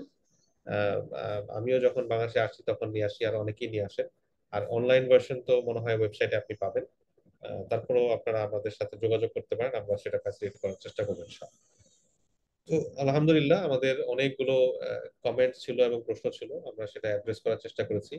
আশা করি আজকের সেশন থেকে আমরা কিছু গুরুত্বপূর্ণ খোরাক সংগ্রহ করতে পেরেছি, যেটা আমাদের ভবিষ্যৎ ক্যারিয়ার এবং আমাদের ভবিষ্যৎ জীবনের জন্য, ইসলামিক ফাইন্যান্সিয়াল সিস্টেম বোঝার জন্য এবং ইমপ্লিমেন্ট করার জন্য কাজে লাগবে ইনশাআল্লাহ।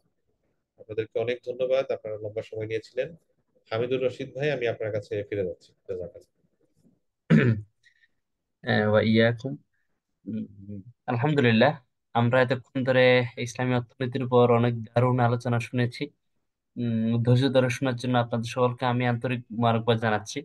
তো আগামীতে এরকম আরো অনেক সেশন হবে, আমরা টপিক ওয়াইজ আলোচনা করতে পারি, যে ওয়ার্ল্ড মনিটারি সিস্টেম বা এরকম আরো অনেকগুলো টপিক আলোচনা হইতে পারে। তো তখন ইনশাল্লাহ আমরা আবার ওস্তাদকে আশা করি ইনশাল্লাহ পাশে পাবো। তো এতক্ষণ পর্যন্ত সাথে থাকার জন্য আমরা সেই মোবারকবাদের পাশাপাশি আমরা প্রোগ্রাম শেষের দিকে চলে আসছি। আমাদের সাথে এতক্ষণ ছিলেন ইসলাম অর্থনীতির বাংলাদেশের অন্যতম পুরোধা ডক্টর মুফতি ইউসুফ সুলতান। আমরা প্রোগ্রাম শেষের দিকে চলে আসছি, আমরা প্রোগ্রাম এখানে শেষ করব দোয়া পাঠের মাধ্যমে। সুবহানাল্লাহ। আসসালামু আলাইকুম রহমতুল্লাহ বরকাত। আসসালামু আলাইকুম ওয়া রাহমাতুল্লাহি ওয়া বারাকাতুহু।